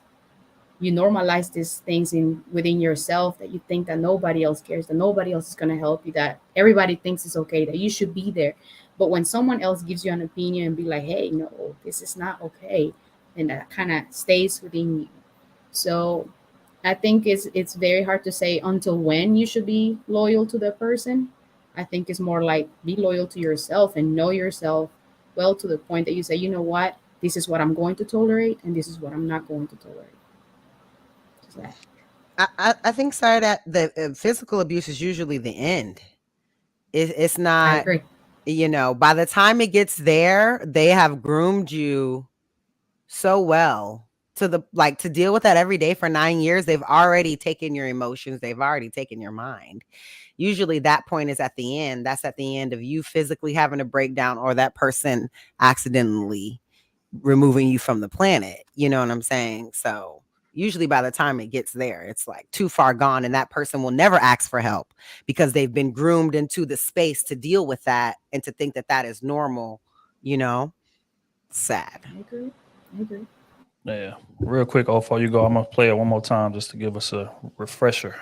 We can dive back into You it. are never responsible, Jesus, for someone else's misbehavior, nor are you required to be loyal to people who treat you badly. Because that was a huge one for me. I grew up and ended up in a marriage, 9-year marriage, where I was beaten almost every day because I had learned to remain loyal to people who treat me badly. OT? May I say something real quick before you? Oh yeah, go ahead. So I think I've mentioned before I was in an abusive relationship, but I didn't have to cheat on him just because I was in the relationship, if that makes sense. Like, you're not required to be loyal to this person. It's something that I just wanted to, leave with my conscious knowing that I did everything possible for myself and for the relationship. Like I told him, go to therapy. I told him I try to help him. I was not giving up too soon. And that was the part of me still being loyal, but it still wasn't to the point where I was not going to tolerate. There were things still that I was thinking this person still, can, kind of get into line.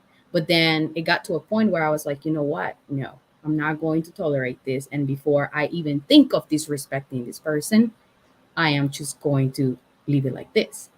And that's when I decided, but I left that place, not even one tear came out of my eyes. After I left the house, I don't regret. And I know that I did everything possible, everything. So that's when I say, like, that was my loyalty, but I wasn't required from that person. It was just something that I did for myself. Well said, man. Thank you for that for sure, man. That moral, foundation. That's an example of it right there. Even though I'm getting done wrong, I'm gonna still do everything that I need to do. So that way, when I walk away from this thing, I ain't got no, regrets. I did everything. As we say in sports, I left it all on the field, man. I left it all out there. You know what I'm saying? And it fell how it fell. So yeah, no, that's real talk. OT, Yeah, I she agree has with some things to say, man. What was your thoughts on what she had to say in the video? thought about this quote, and it's basically you understand and you gain control when you realize that you don't have control. So you have to accept things as they are. You have to roll with the punches. You can do everything in your power to please somebody, to be a certain way, and it don't matter how perfect you are to the T, they can still go another direction. I just recently ran into it was like my cousin's nephew or something like that. But we were just catching up real quick, seeing him out here. Bro said that he was with his chick. They was young, and after they got married, had a baby, and like 6 months later, she just dipped. Came home from work, all the stuff was gone. You know what I'm saying? And like no, like barely keeping in contact with them, don't want nothing to do with the baby, just so things like that, you kind of got to deal with it. And before that, there were no signs. Like everything was cool, at least from what I was told. Everything was kind of cool, but then it was just, she just got fed up. So in that situation, like, what do you do in that situation? You know what I'm saying? You can't try to run after them, beg them to come back. Like they literally packed up everything that they had and they walked out. So things like that you just have to accept. And then as far from the loyalty part, I think some people just stay out of just because of time. Sometimes you with somebody for so long, it's like you don't want to give up on the time you already invested, and it's hard to start over, or now I have to learn somebody else all over again, which is work. The dating scene already ain't good as it is, or it's just you'll be fresh and new to it, so you'll be vulnerable to people that try to play games. So it's just safer for people to just, for at least it seems, they try to trick themselves, and it's safer to stay in the situation I'm in versus just starting over and finding something new. Or it's cheaper. We heard what Steve said. If you went through 5 years of hell, you want to go through 5 more? Mm-mm. Yeah, I agree. Man. That's hell no. SB, what's your thoughts on what she had to say? Okay. I agree with her with the first thing she said, that we are responsible for our own behaviors. I agree totally with that. I say that all the time. As women, we can't blame men for the way we behave and vice versa. So I agree with that. Okay. The second thing about the 9 years of abuse every other day, that got me a little bit, I'm a little puzzled by that. And the reasons why is because what was this man doing prior to marriage? What was he this loving, kind? Oh, was he just, I just cannot believe that every other day for 9 years, he was abusive, or we experienced DV, but he didn't come into the relationship that way. So I know I'm missing a big part of the story. So that brings me back to, what were you actually being loyal to? Because for me, loyalty also would come with a person that is of like mind with me. We have to be on that same journey. We have to have the same belief system. We have to have that same foundation. Or what am I being loyal to? How can I be loyal to a person that is abusive before I marry him? And it just doesn't make sense to me. I know it could possibly happen, but I'm gonna get married, and then all of a sudden, every other day for 9 years, this person is going to be abusive to me. That doesn't make sense to me. You ever heard But she said, if you heard in her words, she said, I was raised and ended up in a marriage. That first couple of words, I was raised. I mean, a good example of that is Miss Chalet. So she was raised in an environment where the abuse was something that she was expected on how they show love. You don't do this, you don't provoke this man. So sometimes if you are taught that way, I was going to say, have you guys ever heard of trauma? Sometimes people are loyal based on when people cry to them about their trauma, and this is why I'm this way. They kind of feel an obligation because, oh, well, he's been through a lot. I'll just try to make it easier. So you start to lie to yourself. So a lot of the times your loyalty could be to what that person's trauma is, forgetting that they're actually inflicting something on you. I could have never married a person that beat me, just point blank. And you probably were raised different. I can't even imagine somebody being raised to marry somebody that beat the other person, but I don't know everything. So that part really got me kind of like, wait a minute. And then all of a sudden after 9 years, you leave. Okay. Why now? Why now? But I don't have the whole story, but abuse is not acceptable. But again, I'm saying this all because somebody asked me a question, and I've been with Mr. Boss almost 30 years. And they asked me a question. It was like, if Mr. Boss all of a sudden picked up a knife and came towards you, stabbed you, what would you do? They said, would you just go get a divorce? I said, no, I wouldn't. And I wouldn't, because Mr. Boss is not abusive. And he hasn't been for 30 years. So all of a sudden something's going on with my husband that made him pick up a knife and come towards me, or he's out of his mind. I am going to figure out what is wrong with my husband. I'm not going to just abandon him Shit. I'm not. And I wouldn't want him to abandon me either. I would not. I would not. You trying to kill me? He won't be here to tell the story. Well, that might be something that happens, but I'm saying, but I don't think that people just start doing things.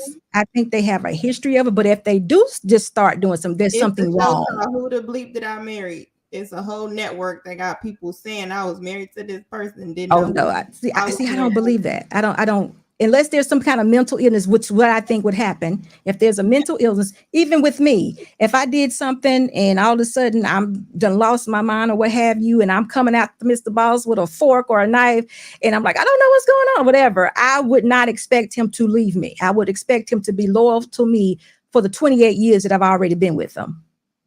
Absolutely. Oh yeah, I would. Oh, that much loyalty in the world. Yeah, remember when it should be. It should be. It should be. It should be. That's a lot. Go ahead, Ron. I had a similar situation where I guess I was being tested, and she let it be known, like, I feel like putting my hands on you. I was like, okay, well, you can be the woman I love, or you can be that silly bitch spooning the curb. So what you gonna do? And there's plenty of times where they'll have you someone will put you in situations to where there's violence in the house. Now you have to have that standard in there. Like, look, I love this person, but you have to have some self-esteem. Like, hey, any of this craziness happen, I'm not going to be like, you sitting there stabbing me like, baby, I still love you. Hey, no, ma'am. No, ma'am. I will bounce you off a mattress or something. Hey, call the police, something. No, I'm not saying definitely get them help. And I'm not even saying stay in the same house with them. You got to be safe. Violence is not, you don't do that. But I'm saying I wouldn't just readily go run and divorce my husband and just leave him out there to try to figure it out on his own.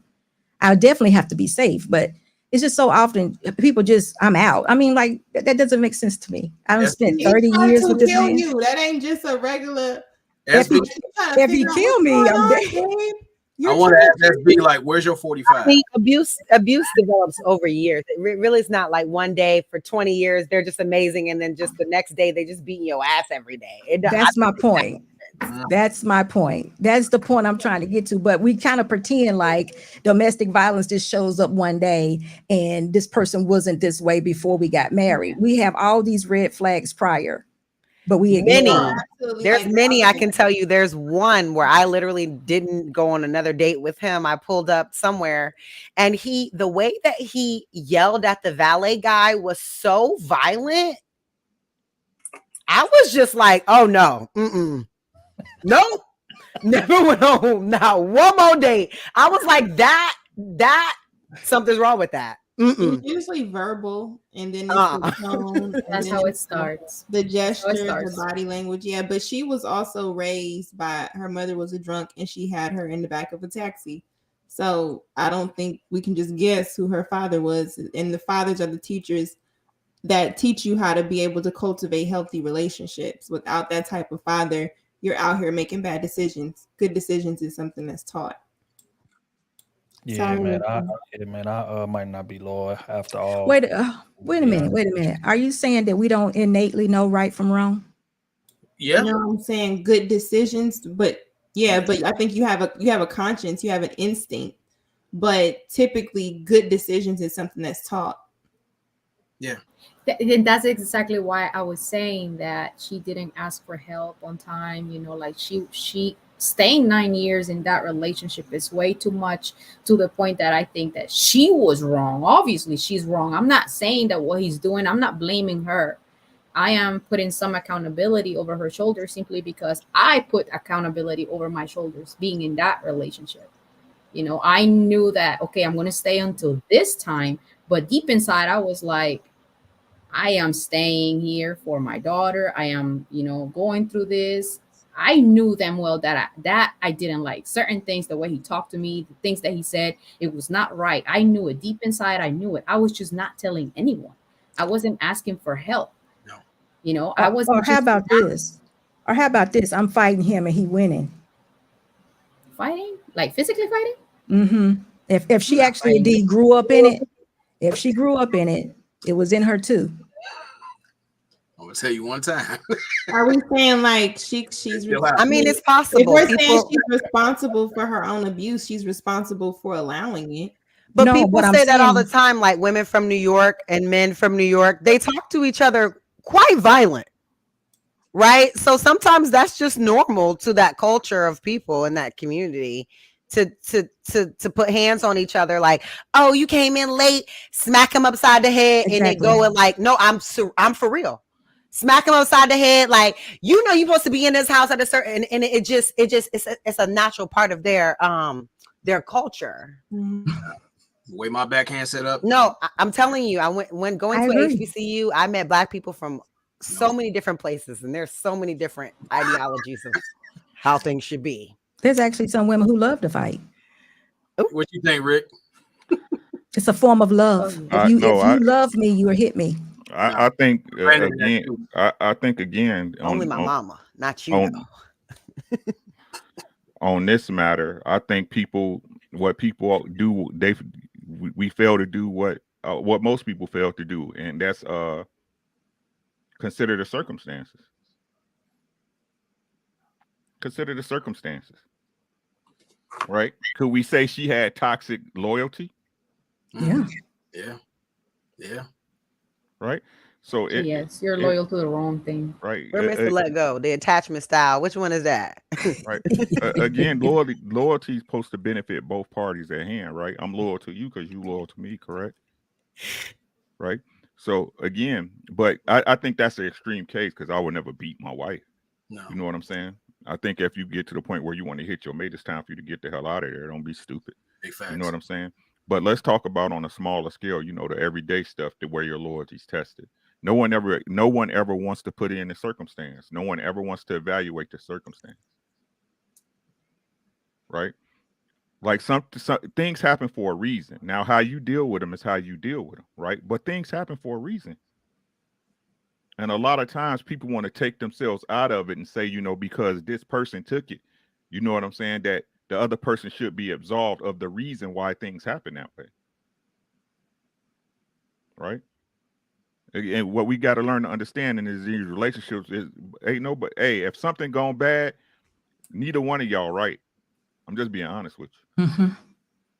If something going bad, neither one of y'all right.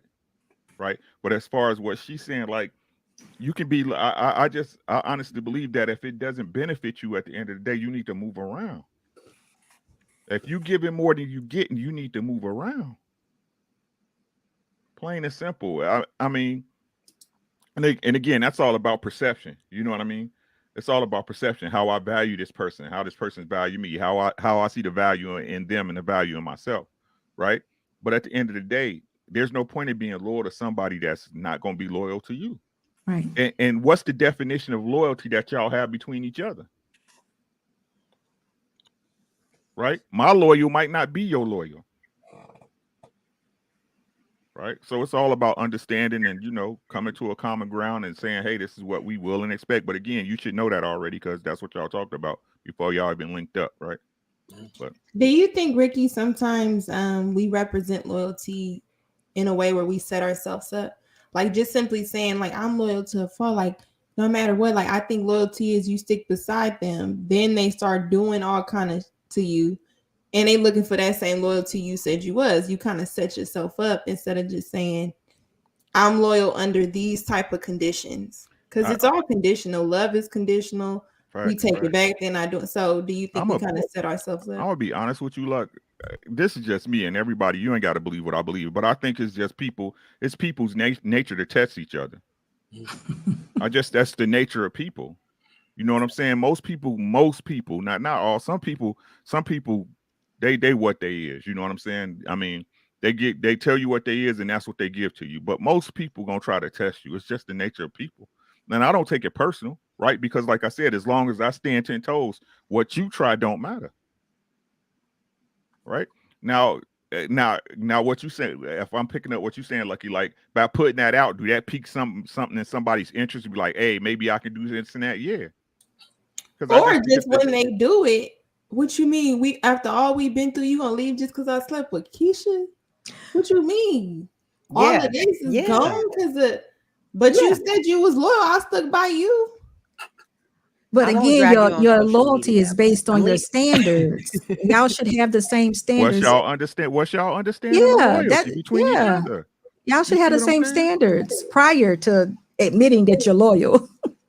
I think it's okay to have separate standards. Like, and Ooh. hear me out. The reason why I'm saying I think that if I'm with someone, right, or let's say you with somebody, you ever been in a conversation where they're like, well, if it was me, I wouldn't have got mad at it. But you're tripping. Maybe that's because that's to you, that's a problem, but the other person is not. So therefore, I think that you should love people based on the capacity that they see love, not how you choose to love them.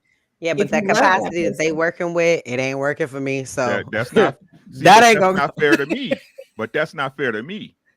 right, You see what right, I'm Ricky. saying? Right. I'm like, I'm sure That's I'm not doing fair a to lot me. of stuff that I Like, wouldn't want to do, but I'm doing it because it makes you feel validated. It makes you feel secure. no. I'm sure it's a lot of times where she wish she could be going to sleep, but I'm giving you a whole lot of whatever because I understand it's important to the relationship and it's something you need.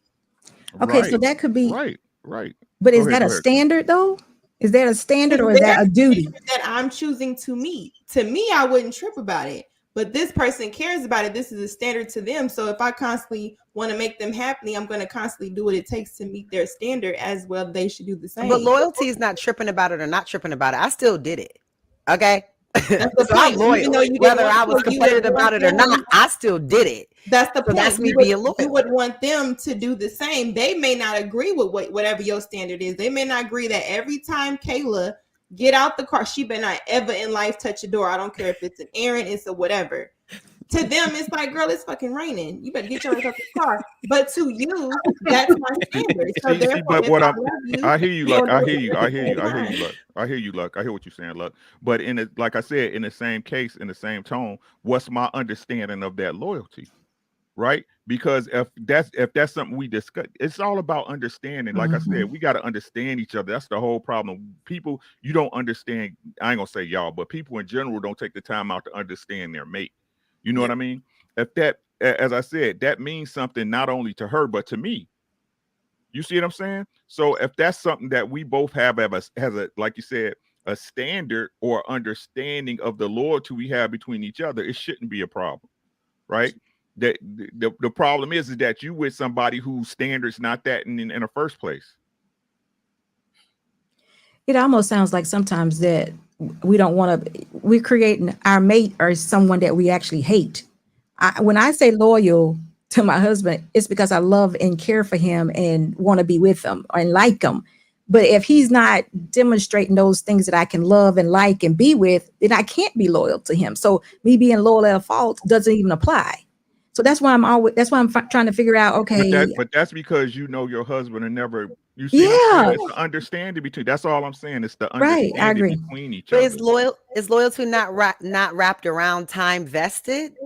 Because I don't think people so. that I look at, think so. like family, I'm gonna be loyal to family no matter what. Like there's family I don't like, but I ain't gonna say nothing if something go down. I have no comment. I think it's But when I based on the look at relationship. friends and relationship, or look at friends in general, I think about friends that how many years have they been down and doing me right versus how much they've been fucking up. I think, okay, we've been friends for 15 years. They've been down. They had my back. They come up on this instance. You know what I'm saying? I mean, the years vested of them being loyal is out without stands like this one transgression. So I think that's how some people look at it. Yeah, Depending on how big that transgression is. It's that in circumstance. In circumstance. Yeah, because I think people use time to stay in situations longer than they should. Like how much time does time buy you? Right. Or how much waste of time. Yeah, like how much time does loyalty buy you? It just depends on the transgression, like how big it is. That tenure by you? Because again, even going back to what y'all was talking about earlier, where SB said, if my man put out a knife on me, I'ma stay. I don't give a damn. It could be 50 years. No, I said I wouldn't get divorced. Right, you wouldn't get divorced.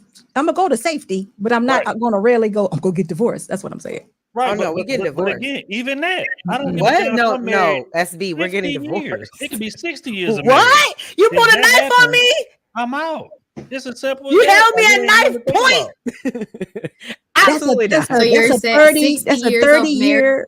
Is she's an old person. So that Are you person on is probably drugs? Are you senile? Like, what is your defense? But Okay. that's the thing. If that person is on drugs, that person is not something that they're doing because it's something creating or causing them to Okay, be then that's violent. It's different not though. them. So That's get different. I think If I they have an understand her point. insanity defense or No, intoxicated wait. defense, I get that. it. Not You're intoxicated. just questioning. You're just questioning. You'll have to find your reason. She's saying, "I'll find your reason why that person did that before." Just saying, you know what? I'm just going to Gives a leave. damn. You I trying to don't- kill me? I don't 30 need no years? reason. A knife? You I see, don't y'all need no missing it. reason. Listen, y'all are missing it because listen. 28 years, me and my husband are one. We're one. 28-year investment? Come on, we're one. So if He somebody tries to kill you, lady. But I that knife don't- could kill look. you in 2 seconds. I could try to kill him. Listen, how many? Y'all, wait a minute. Hold on. Y'all know plenty of your girlfriends that tried to run their boyfriends over with the car for less. You know it. You know it. It's all over TikTok. No, listen. What I I'm know saying not is, of what you speak. what my point I'm trying to make Nobody is, on the panel.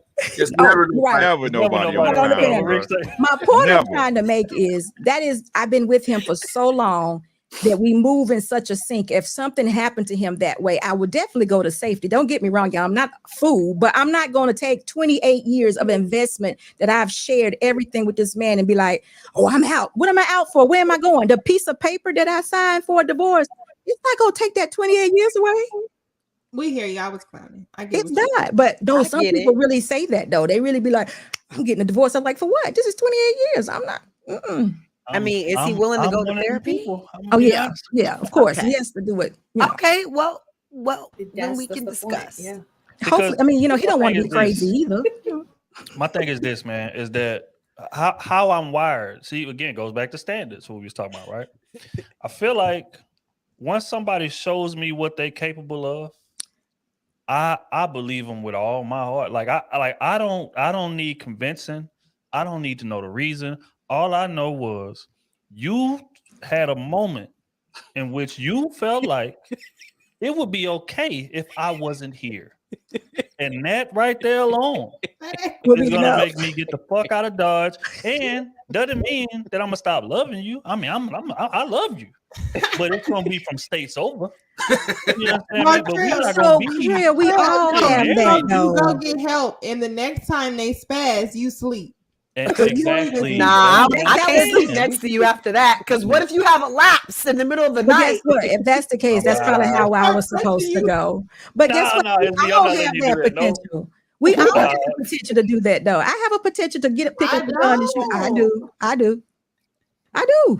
We all do. Why y'all pretending that y'all can't be evil? Are y'all really pretending that y'all can't? No, violent evil, never. But no, they see it coming though. Is the I've been giving red There's flags. so many times where I've had the opportunity to assault, rob, hurt, and I just can't do it. That's not me. Okay, well, I mean, can. I It's ain't gonna say I confession. can't do it, but what I'm saying is my woman. Whoa. Hello, Anthony. Come back. Hello. All I'm saying is With come my back in woman, I'm 28 saying, years. that's out Come the back way. in 28 years and let's have this conversation. That's I all can. I'm saying. I'm gonna tell y'all what I will do. What's the effect on this roadcast that can give us a fake time lapse? Because I don't give a damn if it's 60 years. If I see that, I'm gone. It's just like friendships, right? I could be done grew up with somebody from knee high. I'm talking about we done been through everything, sandlot, fight. We done got our first ass together. We done been shootouts and fight, all type of stuff. But the minute, oh shit. Wait, you there. You still there. You still there. Okay, yeah. Damn, I don't know. YouTube. I know what happened. For a second. And I'm gonna say it again. It could be a homie. We could have been together for 5 years. But if it comes to a situation where he set me up to get robbed, or he pull a gun on me, or he do anything like that, the friendship is over. I don't care why. I don't care. Bro, I was on hard times. I was, especially how solid and real that I done kept it. And you gonna do this? I can never see you the same again. That's how I'm wired. And it could be 50 years of consistency. But from this point, every time I look at you, that's what I'm going to think about. And I can't be married to somebody that I look at like that. I agree with that. I agree with I that. agree with that too. Mm-hmm. It's But I some bet you people wouldn't be that that way with your wife, though. I can tell you I have a 9-year friendship. We haven't spoke since that day. Since that day. I was gonna say That was that 6 too. years You ago. can be friends with the girl, but if she Never sleep with again. my man, it don't matter how many times you have my back. It Wait, don't matter. wait, you said what now? I'm saying earlier when you were saying, I'm sorry, Ronan, but I was saying earlier when you were saying it depends on the years you've been friends. I was thinking, but if she slept with your man or something that was a violation, it don't matter how real she kept it. That just maximizes the hurt and the betrayal. Yeah. It don't say nothing different. I get what everybody's saying, but yeah. Nah, you're right, Lucky. We would never be cool. And if you cool with me again, you dumb because I'm not cool with you no matter how cool I'm acting. You know what I'm thinking about too? That might make it worse We will for me never if be it's cool. my wife. Now that I'm thinking about it. Well, that scenario you that gave might was make not it good. worse. You're right, because You you know said you said set up and all of that. You right. Well, I mean, Yeah, you know, that's just a little different, though. That's more not what I'm talking intentional. about. because They again, like intended. this But what if the disagreements can cops told happen, them they like could go to especially jail for with 25 years? yeah, but like And they with gave friends, your name. disagreements can happen. Like we could be watching the game and get in an argument and a pistol come out. What I'm saying is this. Is that once that happens, I can't see you the same no more. It don't matter what we done been through. And if it's my wife, it's gonna be worse because there's a different level of investment that I have in you The game? than I have with them. Like this done been my homie, sure. We done did our shit together, whatever.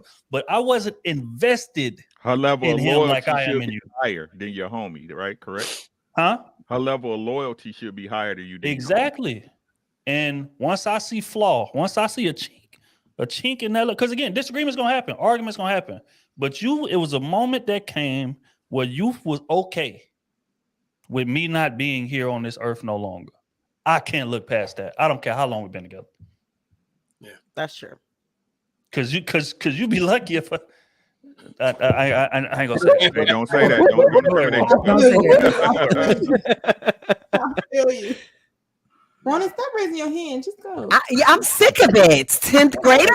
Shit. But my thing is like the whole time and service thing means nothing because I've had a family member point a pistol in the back of my head over something stupid. So it doesn't matter if you're raised or even closer. Once you show something like that, it doesn't matter how long you're there. The whole thing is different. I'm going to look at you different. I can't even be around you the same way. So there's certain family members I don't even deal with half the time because of certain things, or even over money. You lend somebody over $3,500, and then it takes them like a year and a half just to give you $1,000. That's cool. So what if it's your child though? We're all giving. What if it's family? Yeah, if it's your kid or your The cousin same or your brother. rule applies. Same rule applies. Everybody can get cut off. Nobody's off limits. No, it's about having standards. I was brought in this world alone. I'm gonna die alone. Yeah. Right. But while I'm here, I need my quality of life to be at a certain echelon. So anybody that gets in the way of that, and I mean anybody, nobody's exempt. That's real. They will be removed. I don't give a damn. Good luck to. And again, it's not saying that I don't love you. It's not saying that I don't wish you well and all of that. But it's going to be from a distance, a healthy distance. But Go ahead and say it. You love yourself more. You got to remember. I mean, my life. Come on, man. Yeah. I mean, okay.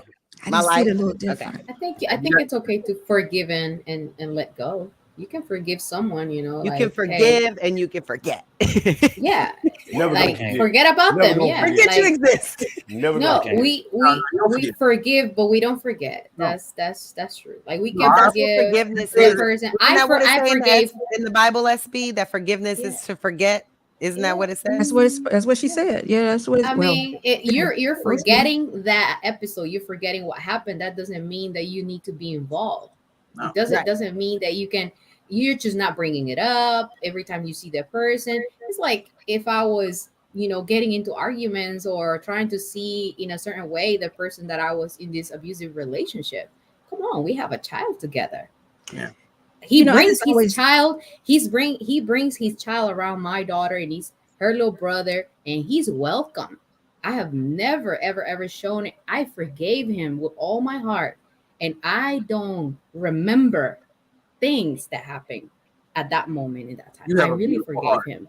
I fed him when he said, "Hey, do you have something to eat?" Yes. You need. Can I get some water? Yes. I forgave him. Mm-mm. But you know what? Mm-mm. It is. That's what I'm saying. It's a different mindset. It's like when you really forgive, you can really forget. I'm not saying you should do it. I'm saying when you really do it from your heart, you can do it. You can't get a hand. My heart forgets that you exist. So Because you do it for yourself. When you forgive you somebody, asking you me do it for for water yourself. could It's just a never it's a peace of happen. mind. It gives you a peace of mind. That's it. I cannot It explain is for it. yourself, but I also think that Yeah. sometimes I agree with you. I'm not disagreeing. I'm just adding. I think it is for yourself, but also there's a fine line between being loyal and stupid. Yeah. Personally, Yeah. you just up here just stuck on stupid. You're not even loyal no more. You just there. That's So why I you tell think people. that sometimes. That's why you tell people you either respect my presence or respect my distance.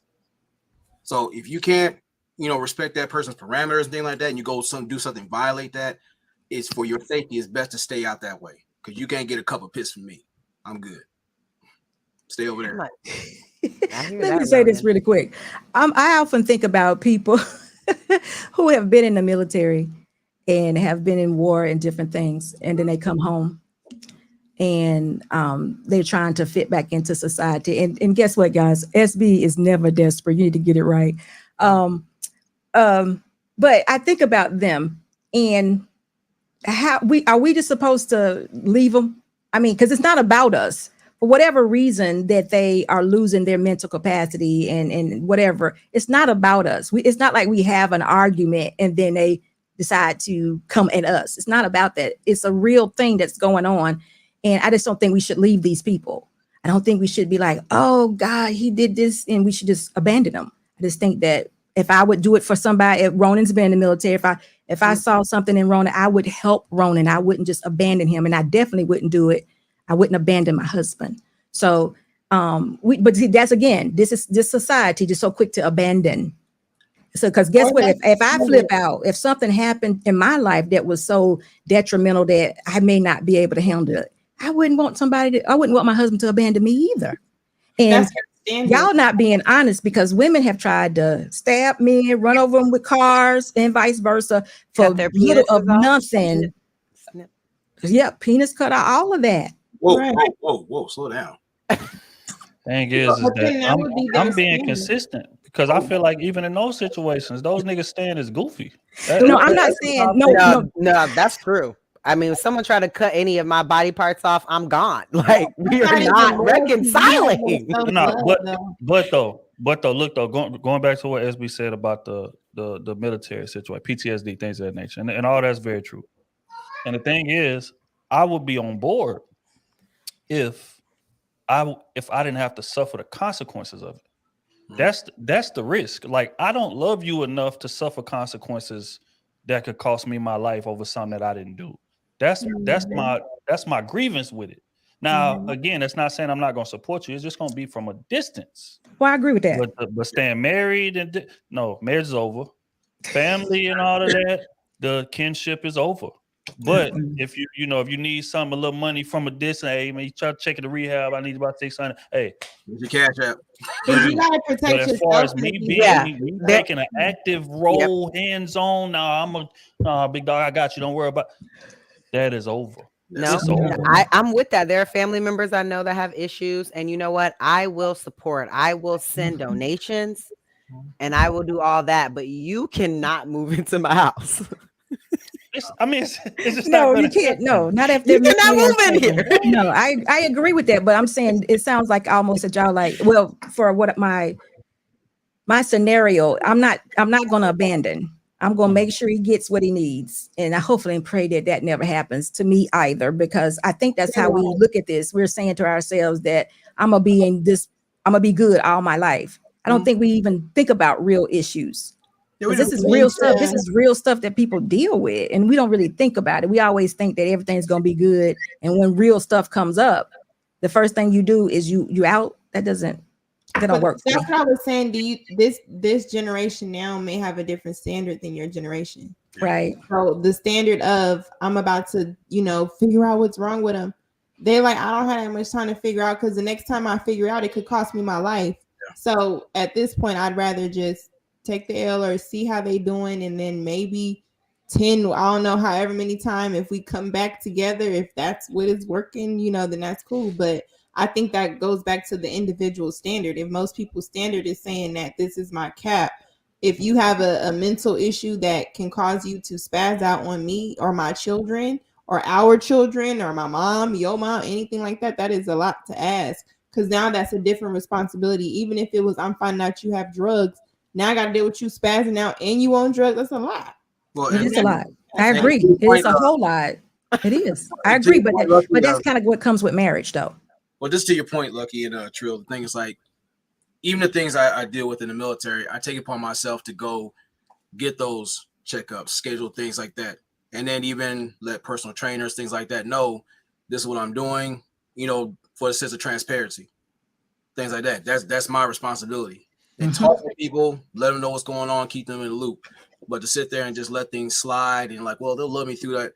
No, you have to show that level of love for yourself with that person. Because again, that once you violate that level of trust, it's very hard to repair that, if at all.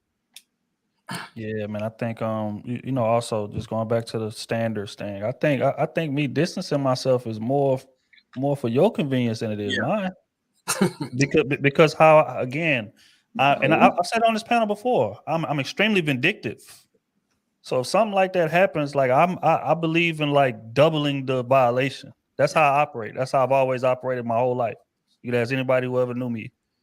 Like I don't take to that kind of stuff lightly because I feel like I'm so solid of a dude. Just like you said, if we saying it like we can't be on the end of that. If I ever did something like that, I wouldn't want you to stay with me. Like Right. walk. And I don't blame you. I get it. Because if it's me in a situation, I'm doing the same thing. I would not expect anything from you that I'm not giving. That's how I'm cut. I'm extremely logical in that. I'm extremely black and white in that. But like I said, it's family and things of that nature, and I'm extremely vindictive. And us staying in close contact like that is just not going to end well. And it's not out of fear for myself. It's fear of how I'm going to react if something like that happens. Yeah. Eventually, humans will evolve. So it's like, you want to keep doing this, you want to keep talking shit. All right, so let's talk shit. And I'm about to, you know what I'm saying? Like, when eventually the person's just gonna start reciprocating in some kind of way or responding somehow. It's no longer relationship. Man, we're supposed to be family. But that's neither here nor there. Let's pay these bills and we'll get to this next one. That's another show. Yeah, that's a whole nother show right there. SB done got my blood pressure. You not James St. Patrick. You talked about the setup. I didn't say nothing about the setup. I was talking about mental illness. The whole time Trill was talking, I'm like, he really ghosts. I'm like, what He's a good person too. Nah, he not ghost. He's Tommy. Damn. I just no, don't like the disloyal stuff, man. Like I just want people to move solid, bro. Like when people don't move solid, it just rubs me the wrong way, bro. Yeah. It just does. Like it like cuts me deeply to where I can't let it go. You know how most people like, oh man, just let it go, man. That's just how certain people. I can't let it go, especially if I'm the one that got violated. Like it's your breaches. Is it just people personally or just in general? Period. He's no Tariq. He's no Tariq. Okay. When you see Lauren, it's on sight. Hey man, prayers to all parties involved. But Marcus Tubal, he said, I meant dope. Sorry, not big dog. We already got you, but you already know I got you. Jay Prince in the building, the fireball. If I'm not willing to be loyal to my own mess, you know damn well I wouldn't be loyal to anyone else's mess. Loyalty could make you look stupid. Big fact. That is a fact. Goes back to what I said about loyalty is not free. There are costs involved. No way around it. Jay Prince again with the fireball. If I'm not willing to be loyal to my own, bro, just send the same message again. Appreciate you. Queen Sheba in the building. 20 ball. So she just sending love from business travels, man. So she's gonna be back next week. Appreciate you, Queen. Jay Prince the fireball. Women isn't the only ones that are victims in abusive relationships. Men are too. A woman's mouth could be very mentally abusive. That is a fact. Lord have mercy, some of y'all. Woo! I have never heard that as a diagnosis for a mental illness. Because it's accepted in society, most cases. We're told to Sadly, it is. Suck it up. So. Marcus, too, by being loyal to a fault is dangerous to me anyway. Nah, to me too, Marcus. It is dangerous. Me three. It is dangerous. Marcus, you say, listen, what's my woman or wife show me what she can do crazy? We done. And I mean done. Done. I agree. I mean, what kind of crazy we talking? Yeah. Hey, anything bodily, police got to be called. Physical bodily injury is a possibility. I'm just kidding. Where my boys move? My boys moving. Something to think about. Fireball. Who cares about the reason? All it takes is a slip up. Then someone gone. Marriage doesn't give you the excuse to act up and demand that they stay. I agree with that. Marcus, so I agree with you, Trill. Look, man, God is working on me, man. I pray to God that I can be as better myself and forgiving, Trill, forgiving. I don't even know what that looked like. He said God is working on him. God has a lot of work on you. Yeah, he got a lot of work to do. And he's not done yet. He ain't done. Me and God got kind of a understanding. Being as though he made me this way. Right? We have a bit of an understanding. You finna put that on God? Right. I'm like, oh, did he? Really? You gotta end it well. Of all things, is that not what the Bible say? You say it again though. Of all things, you asking us? He working on you, right? You included mental illness, all things. God also said, "Pray every day that you are in your right mind." Tell him, Caleb. I pray every day, but tell him, and that's on God. Oh God! With leadership comes responsibility. The man upstairs gotta take credit for that. Amar's the fireball. First a screwdriver, now a pistol. Hey, Ronan, please write a book. I'll buy it. It's many versions of it. So yeah. Look, Marcus say sorry to hear that, Ronan. Damn, man. My boy was in a whole situation, man. Marcus, so I hear you say it about forgiveness and all, but there's some things that I can't forgive. I agree. Yep. L. Nixon, the voice of reason to fireball, as a retired military, if it means your life, no, protect yourself. Unless they're in a mental psychosis, they're still held accountable. No excuses. There we have it, man. All right, man. If y'all enjoying the conversation, make sure y'all hit that like button, man. We're gonna get into the next line of questioning that we got. I appreciate everybody for pulling up on us. All right, we broached the question kind of briefly in the discussion we was just having. The line between loyalty and being stupid. I am extremely interested in hearing y'all's responses. Where does that line lie between loyalty and being stupid? We're gonna start with who ain't went first? No, all y'all don't went first. All right, then. Well, in that case, then we back to you didn't? Ricky didn't. Nah, he did go first one time. I think. Like she tried to throw Ricky. Don't make me Ricky. Go ahead, Ricky. You can dive in there first. I think I said it before. Like when there's no benefit in it for you. Mm-hmm. When all the traffic one way, that's stupid. It's stupid. I ain't got no whole bunch of soliloquies and back talk to it. Like if it don't benefit you, it's stupid. At the end of the day, that's all I got. Ain't nothing fancy about it. SB. Well, again, I considered marriage is a definite benefit. So I'm loyal, like I just said, unless there's something like y'all said, I'm gonna separate if there's death looming or something of that nature. But divorce, I don't know. So you don't want to be stupid. You don't want to think that somebody's acting out. You want to take it seriously. And if there's an issue, you do want to go to safety. But to me, that would be the ultimate. That would be the end right there. My loyalty goes to about that far. But I got to support the person, though. I got to support my husband, make sure he's good. I respect it. Oh, the line between loyalty and stupidity. What is a lie? When it compromises your integrity. That's it. That's all. So wait a minute. So if the police was after you, just say you were married, and the police was after you, and they came to your house, you wouldn't expect your wife to hide you. Absolutely.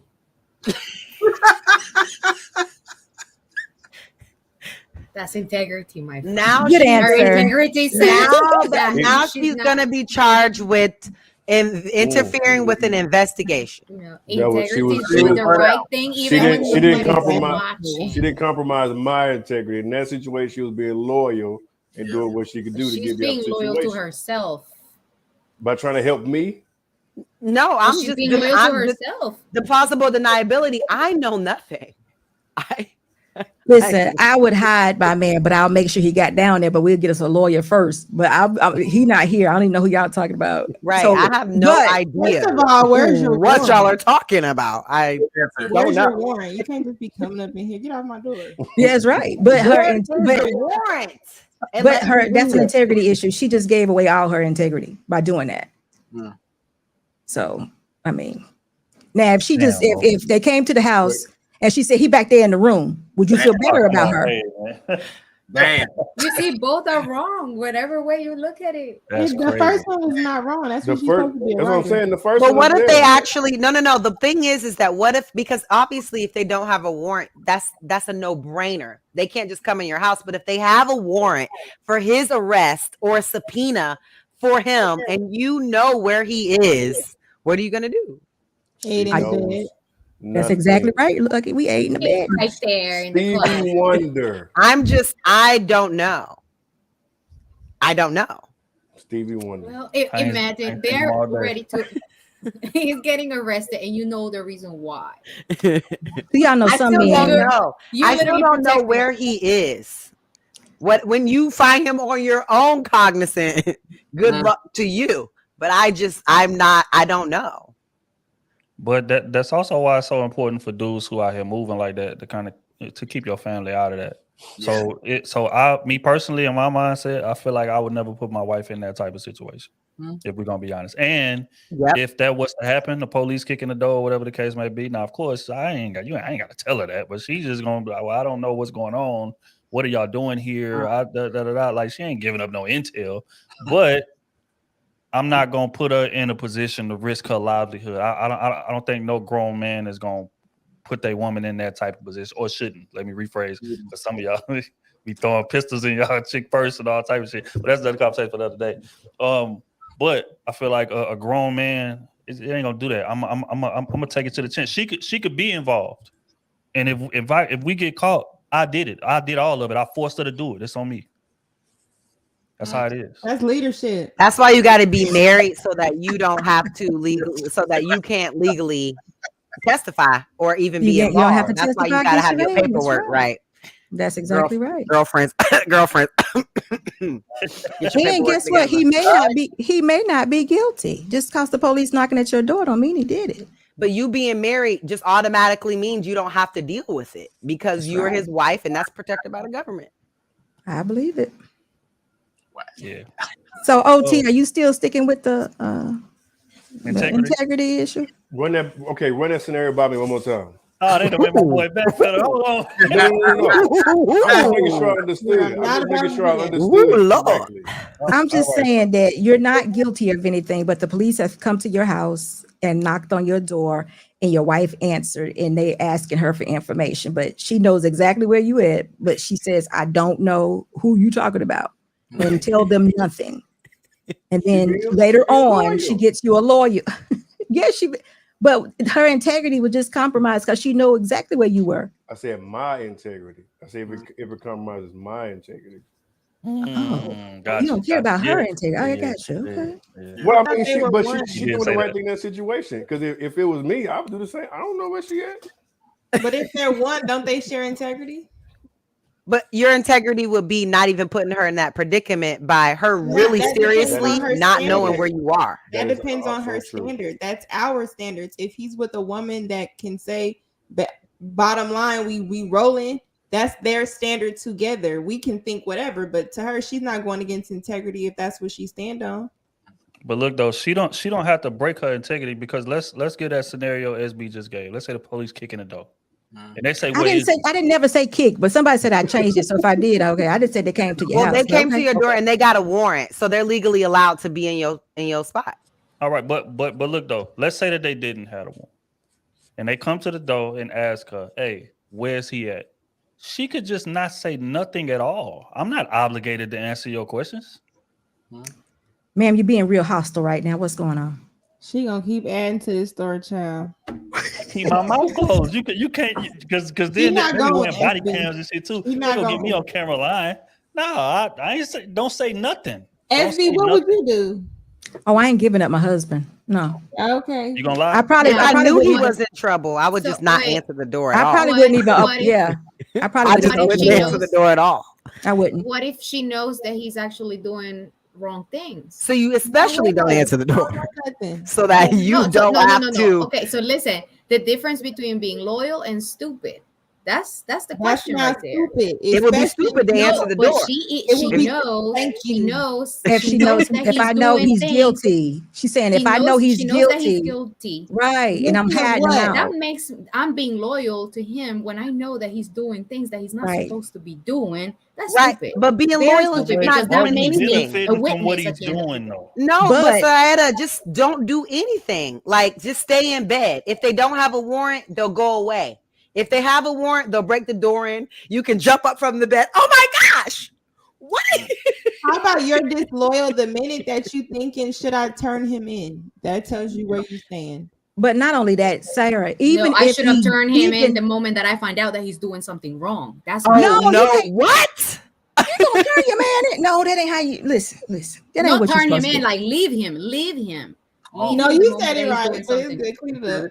No, not turn him in. I meant to say that leave him. Like What if I'm you Alright, know trying, that what I'm he's- trying to say is, Hold when on, you hold on. can- Let me say, okay, if he's selling drugs, for example, Oh, I'm we don't do totally that. against that. No, I am no. totally against that, and I know that he's doing that, and I realize and find out that he's doing that. I am you should have leaving. left. You should I have left a am long time leaving. ago.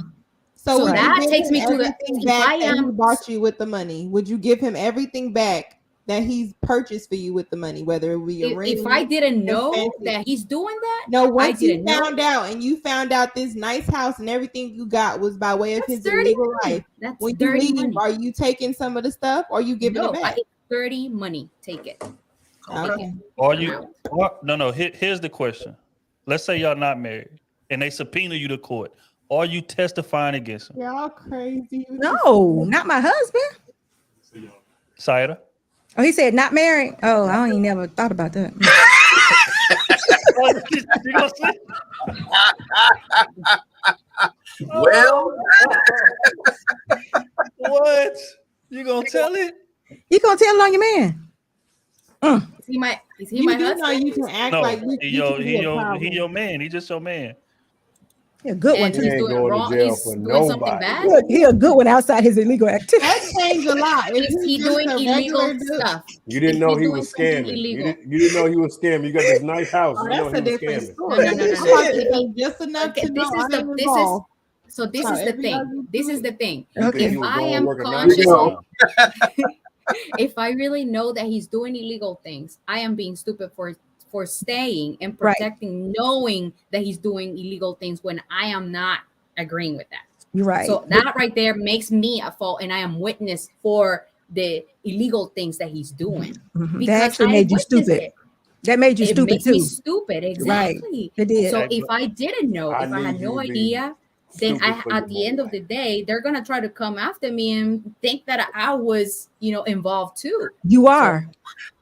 You are No. involved because you spent the I money. am definitely That's saying right. whatever I know. That's right. You gonna Oh, tell it. shit. But you didn't tell it in the beginning. You a snitch. Shit. That makes you a snitch. You in there Well- spending the money and then you Hey. gonna tell it? I am. Hey, I can't do said a crime and I make her didn't witness. know. Not a If I snitch. Snitch. if I knew zero, if I had no idea what was going on, I will know what I know. This is what I know. I was living in that house. He said that he was working on Wow. I don't know this person. I need my You knew wife. that man didn't have no 9 to 5. You knew he was. I need my wife to be like El I'm saying if Chapo I wife. didn't know zero. El Right. Chapo wife If I know says she don't know a damn Don't know thing, don't know where nothing. no money at. Don't ask me for nothing. I don't First know of all, nothing. LT, where's my lawyer? You can't. I have the right to remain silent. Silent. That's the Listen, first that's thing a to tell you. The that's a fact benefit that of being she's married. talking And her right is to remain silent, but she about to let them do their job. You want first 48 on Sayeda. She's That's singing. right. Sayada, you singing, right? The music gonna Your change laws on you are and different than everything. ours. Your laws are totally different than ours. No, Oh, what you loyalty is saying? universal. You know what I'm What saying? you mean we can come over there and get away with something? What you mean by that? Nah, What you mean? it sound like How's she's the saying laws they different? laws stiffer than ours, is what she's saying. Oh, okay. Their loyalty set up differently. We can be a witness. We can be a witness. We're not judged. We judging you, low key. Yeah. Yeah. All right, You man. gonna tell it on us. You gonna spend the money, then go tell it. Jesus Baby, Christ. if you're hearing this, don't do nothing stupid. I'm telling you. She look like she If I ready am to tell not right proud now. of Look, you, if you're doing something that I don't feel proud of you, I'm gonna be Daddy, very come look. disappointed. And I'm going to she say ready I'm to very tell right disappointed. now. Look Right at her. now. So No, I stand on what I no. you was the This is- tattletale in You the class. feds. You You the not op. saying what I'm saying. You was doing in class Diana telling the everybody, op. huh? Yeah, you better start vetting real hard. Ask Oh. all the questions. She These wearing are a the wire things right that I now. will Yeah. Right. tolerate. Check her If- lingerie for the bug. Yo. She wearing a wire. So you got to pat it down on the walk in. But all right, Saida, it's on you. Where's the line between being loyal and being I thought stupid? it was her turn. No, it was old turn. SB asked him a question, got us derailed. Wow. Wait a minute, what time Hey, is it? What time is it? It is 12:16 Central. Oh, it's showtime. But yeah, It's always my fault. I'm sorry. always, every time, even when it ain't, I'm I still know. blaming SB. But yes, Saida, where's the line for you between being loyal and being stupid? Where does that line lie? Fair time. I'm not risking myself. I am protecting myself first. I'm not risking myself or my kids. I'm not. I'm standing. I'm not. What did I miss? I will do it even with my daughter. If one of my kids is doing something really bad, I don't know nothing. If I don't know nothing, I will talk to them and I will give them the benefit of the doubt. But my thing is like, and this is why I'm saying it, okay? I want you to understand. You heard that, Central America has a lot of gang members, right? There's a lot of mothers out there that say, oh, my son is innocent. He's not doing anything. My husband is innocent. He's not doing anything. Yeah, they were getting benefit from just keeping their mouth shut. Right. I am not willing to do that. And that's my point. I'm not willing to take any dirty money just to protect them. I'm not. And that's the reason why I'm saying it. So if it's risking me or my kids, I'm not. I'm sorry. I'd rather go back to work. No. What did I miss? Because Hey, there we have it. I mean, I ain't gonna have Of how it works, or a scenario that I've seen a lot. People protecting all, people that are guilty just I because they're mean, getting benefits. what money? That makes you guilty. What money? I don't know anything. I don't know anything. I don't A gang member. understand. I Hold don't on, a gang understand member what's have- hard about There is. Hold on. Let me not say something. knowing things. There's gang members that were caught with $30,000 cash in their pockets. And I know nothing. Shit. Bye. I'm sorry. I'm merely a mother. I'm merely a mother trying to keep my child safe. I have no idea Oh, this is hilarious. All right, what it look. is that you speak of. All right. Look, it's on you. What is the line between being loyal and being stupid, man? I think the line is anytime it compromises you. So like if I'm loyal to you, but then it starts to, I'm gonna say the first person to know you looking stupid is yourself. So once you start to tell yourself and give yourself excuses for the stuff that you're doing for this person, you definitely know you've crossed out of loyalty into stupidity. Especially if you have to keep hiding the fact that you look stupid. That means when your friends is asking you stuff, you making excuses. When they start saying, dang, didn't this happen? And you giving lines that he didn't even say, oh yeah, he acting busy. Oh yeah, he did this. You're filling in the blanks for him. Now you're in stupid. You're no longer loyal. So I would say once it starts shrinking over to your side where you start to compromise yourself for that person, then you know you're not operating in loyalty anymore. I would agree. Ronan, the line between loyalty and stupidity with a T. Number one, see, I was wearing a wire. Just want to let that be known. And the other two, I say, when it comes to when you look in the mirror, you can't even look at yourself. You can't even respect yourself. People telling you the obvious, but you can't even lie to yourself anymore. That's when you know you're light years and stupid, and you need to get out of there. You're just in a one-sided relationship where you playing the fool, and they getting all the benefits. That's where you got to draw the line. There it is, Miss Kayla. Stupidity and loyalty. Okay, nah, she busy talking. Go, hold on. Oh, she good now. All right. Okay, I'm here. Sorry. Nah, it's all good. The line between loyalty and stupidity with you, where does it lie? Um, I think the line comes where you valuing someone else over your own self-preservation. There are just certain things that are just, to me, standard when it comes to self-preservation. So once it starts to kind of bleed into that line, that's probably where it is for me. I think in a lot of situations, sometimes it's hard for people to imagine what things would be if things were different. And so it's hard to take a chance and to do something different or to remove yourself. But sometimes no action is the best action, and just remove yourself and just see what happens. But oftentimes, we want the validation of being loyal to someone and them saying, a lot of people also use that as like a test, or they'll say like, I want to see if you're loyal to me. Will you stay through? Will you hold me down through A, B, C, D, E, F, G, H, I, J, K, L, you know what I'm saying? And so that gets to the point where you're stupid, because there's only so much to everything. So yeah, I think that's where the line is. Like, starts infringing on my self-preservation and my freedom or my health, or all these different things, and it's too much. Okay. I think with me the line is when the seesaw is no longer even in terms of the loyalty. I go to hell with you if I got love for you. That's how I am. Like, and anybody who know me can tell you that. I've been around the same guys. You see these guys that you see on Krew season? Mm-hmm. We've been together since grade school. I'm 33. So, I mean, you know what I'm saying? You do the math on that. Most friendships don't last that long, especially with a group as big as ours. But loyalty is everything. It's everything to me.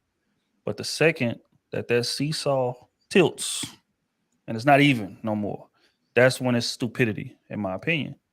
Because now the input is not the same. Now I'm trying to compensate for what you not doing or you not being loyal. Like, people make mistakes, sure. But even in the mistakes, there needs to be some loyalty in it. But a lot of times, people will be showing you, hey, I ain't as invested. I ain't as dug in as you are. And you will still deal with them anyway. And that's something that I just cannot wrap my head around. I think the second that they show you that they not as invested in whatever it is, relationship, friendship, business part, whatever, when they show you that they not as dug in, as invested as you are, if you can't look at that person and know how they're gonna react when adversity comes, that's when it's stupidity, in my opinion. Yeah. Simple and plain. All right, man. We're gonna pay some bills and we're gonna get to the next video, man. Money with the two ball. Say get back gang. Y'all know why I'm here though. Salute to Lucky. Appreciate you, fam. Biggin with the 10 ball. Hell no, I'm telling on Ricky, I'm telling on SB, on Trill, and twice on Ronan. As a matter of fact, everybody going down. See, man, y'all ain't loyal out here, man. And I thought you was loyal too. Jesus Christ, man. Marcus, the far about damn side. Are you a snitch on your man? Look at her face. You say you better. I am not Walter White's wife. No. Hey, homie, sleep with both eyes open. And look what happened with her. No. Valid. You say, Sayeda, you say you cool and all, but we can't hang nowhere now. Damn. Good. That means that you're doing wrong things. So good. Let's not hang out. No. Fantasy Island girl, what up? She say, don't let them shame you. I'm telling too. Oh, hell no. Surrounded by snitch. Right, we already knew Fantasy Island girl was a snitch. I know It's it's it. Look like she about to tell. He's not saying that he would. Thank you, but, Ricky. Thank you but for that. if by chance, I just need to know you got me.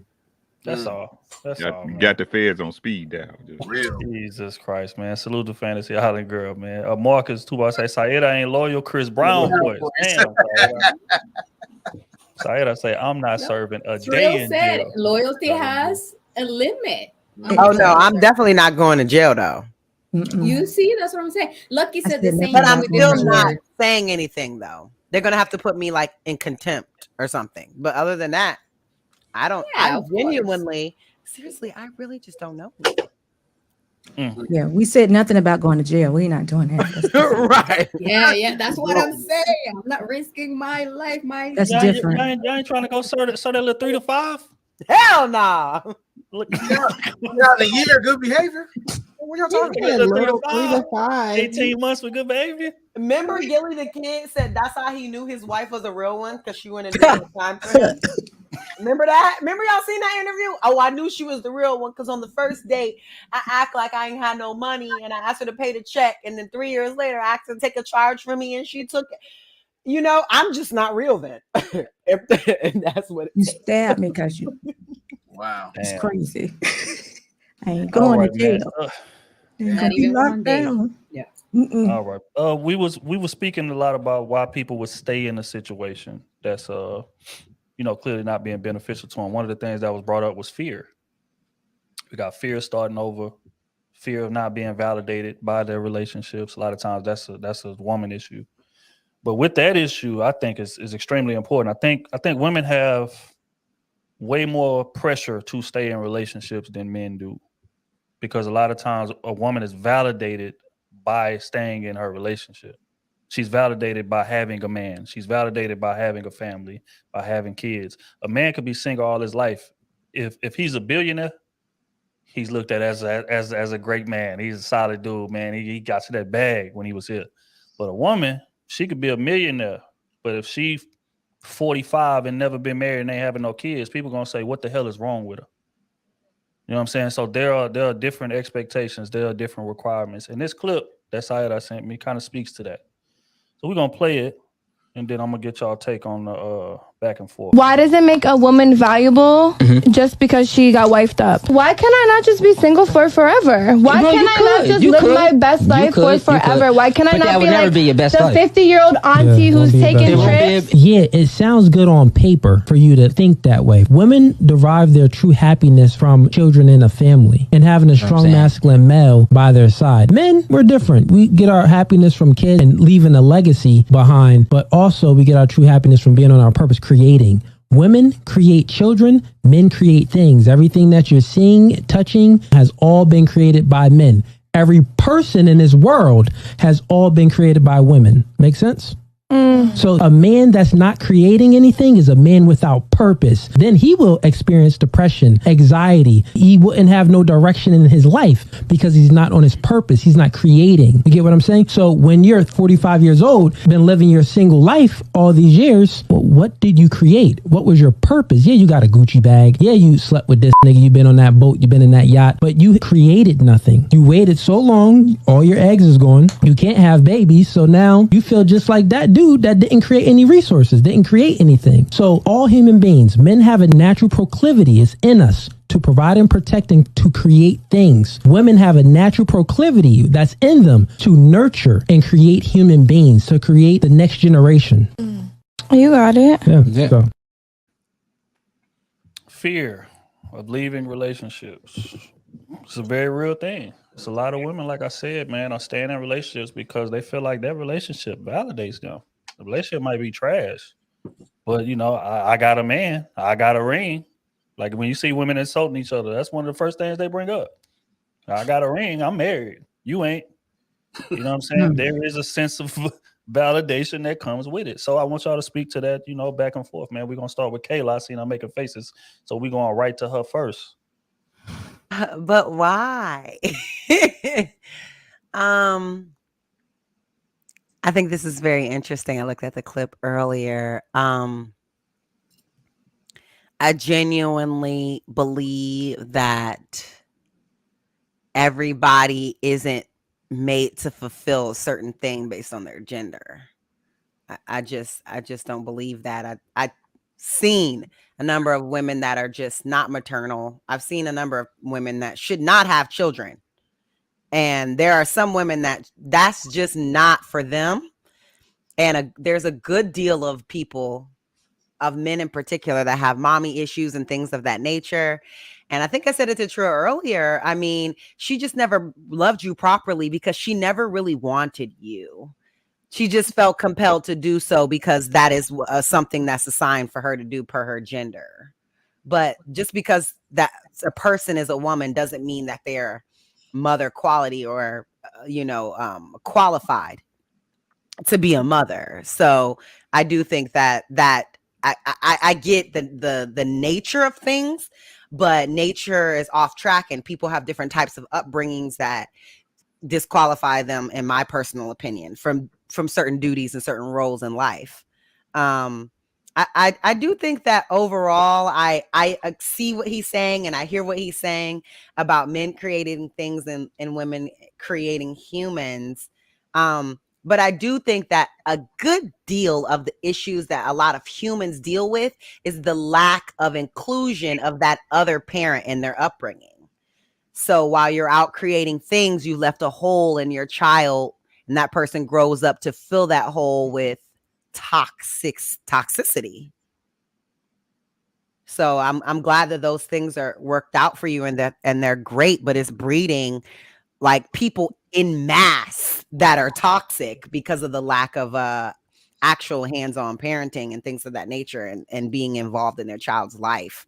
I don't know. I think that both parents are essential in this narrative that like women are for kids and men, we're to be out here. And I know like all people that have children have a equal responsibility to be involved in their lives, in their upbringing, in their grooming.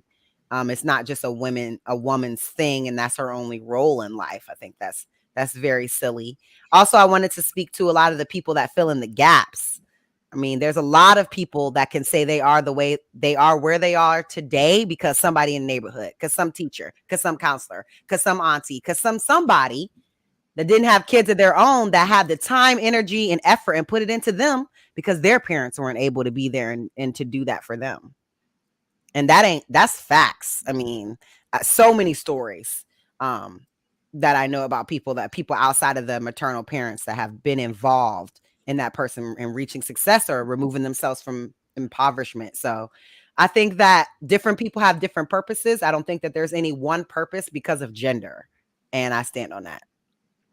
So just real quick for clarity, do you feel like a woman can truly being in all caps, be successful without a family? I do. You're born into a family when you're born. You're born into a family. You have a family. What you do with that is up to you. There's aunties and uncles that are involved. There's aunties and uncles that I don't know, never met, or haven't since I was born, and they see me at the sip and see.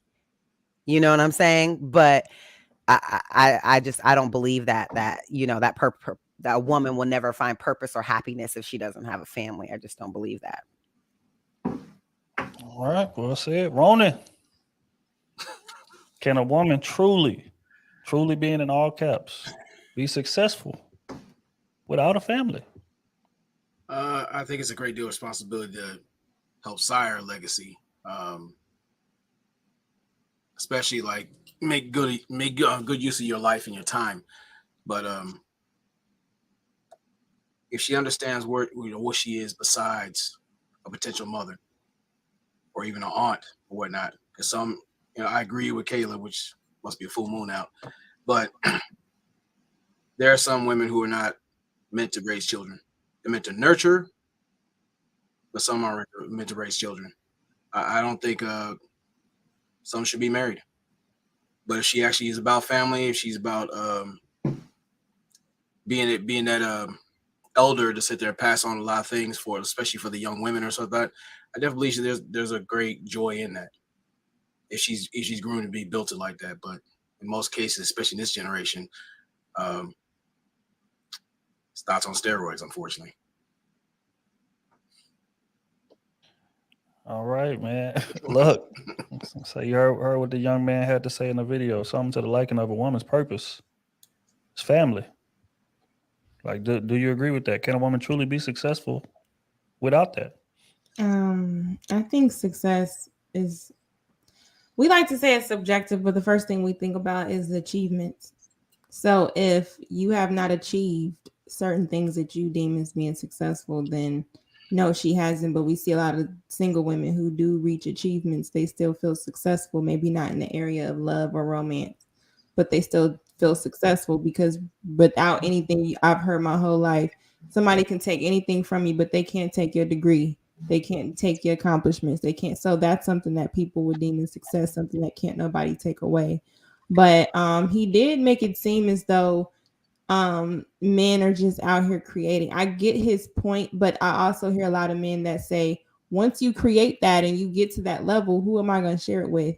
That we are both male and female created in pairs. We're created to be together. We are designed to socialize and be and mate with each other. That's why when this whole COVID thing happened, a lot of people was fighting depression, being by themselves and realizing that they're with somebody that they don't even want to be next to. So I think definitely they could have been successful people. You know what I'm saying? But by the time they get in a relationship, they realize this relationship is not successful. So yeah, I'm successful without you. And sometimes people reach higher success once they get rid of somebody. So I think that success is based on the achievements. And if you with the wrong person, no, she didn't reach success, even if she has a family with them. So I think it's not a gender thing. I think it's a people thing. Well said. Well said. Saira, can a woman truly be successful without a family? So Successful I think and it's more happy. so I think it's a feeling that you have. You can think that you're successful. I think Ronnie his mic is open, right? I think a person can feel successful or a woman can feel successful, and that nobody can take that away from them. It, like Lucky said, is the achievement. The way I will put it is this way: whatever way you decide to go, there's consequences. So it, just like he said, you can. He actually said you can be single and feel successful. You can. He didn't say you cannot. He said you can. But what I've seen is that a lot of these women are crying in their 40s, regretting, saying, oh, now I don't have this, or I wish I would have done this first, or they're complaining in a way. Now they have to buy plants and animals because the nurturing part is coming out. That's a fact. So I would say you have total right to decide what you want because you can do it. But whatever choice you decide to go, it will bring consequences and you got to think about those consequences. So if you decided to go with your career and pursue money and all this, think about where that can take you. And if you don't, reach everything along the way, don't feel guilty. Don't make other people feel guilty for your decisions. Don't try to blame other people for your decisions because you decided to go on that route. So when men don't take you when you're 40, don't blame them. Don't blame others for your decisions. So just think about the consequences. That's all I would say. All right, well said. Oh, successful, happiness. A lot of times these things are tied to family when it comes to women. Do you agree with that notion? I don't think a woman needs to have a family in order to be successful. I just think that kind of, when she's getting married and start having kids, that kind of just completes the process. I think for most people's goals, I think is to get married and to, have a family. But no, she could definitely be successful without that. And similar to what Rona was saying, I mean, she could be, like, let's say, for example, if she working in the community, she working with youth, she touching lives every day. And I think one thing with some people just in general, is the ones, especially the ones that don't have kids. I think they don't mind spending time with other people's kids because they don't have to deal with them. They deal with them for 2, 3, 4 hours at a time, and they get to go back home by themselves. So I think some people just get, gratification just doing that in different areas. So you can still be successful. You can still do things in your community and give back and, all type of stuff. So no, you don't necessarily have to have a family to be successful. All right, that's B.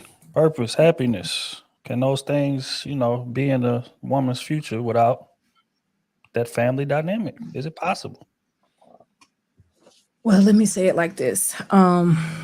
If the woman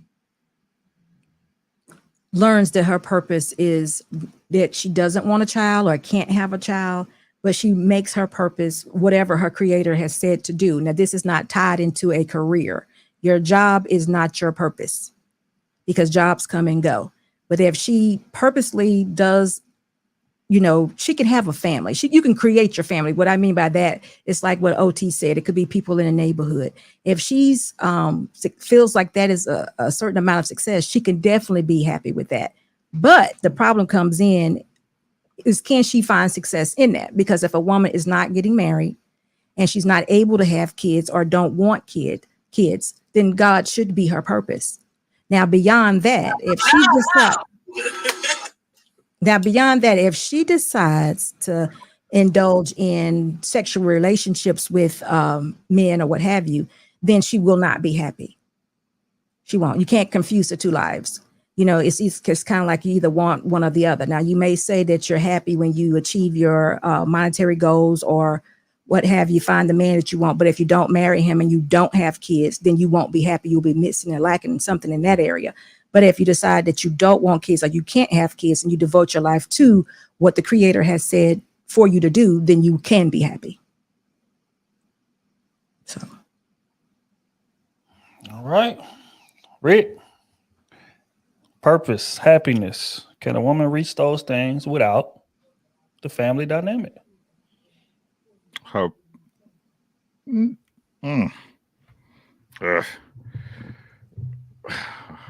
My belief is,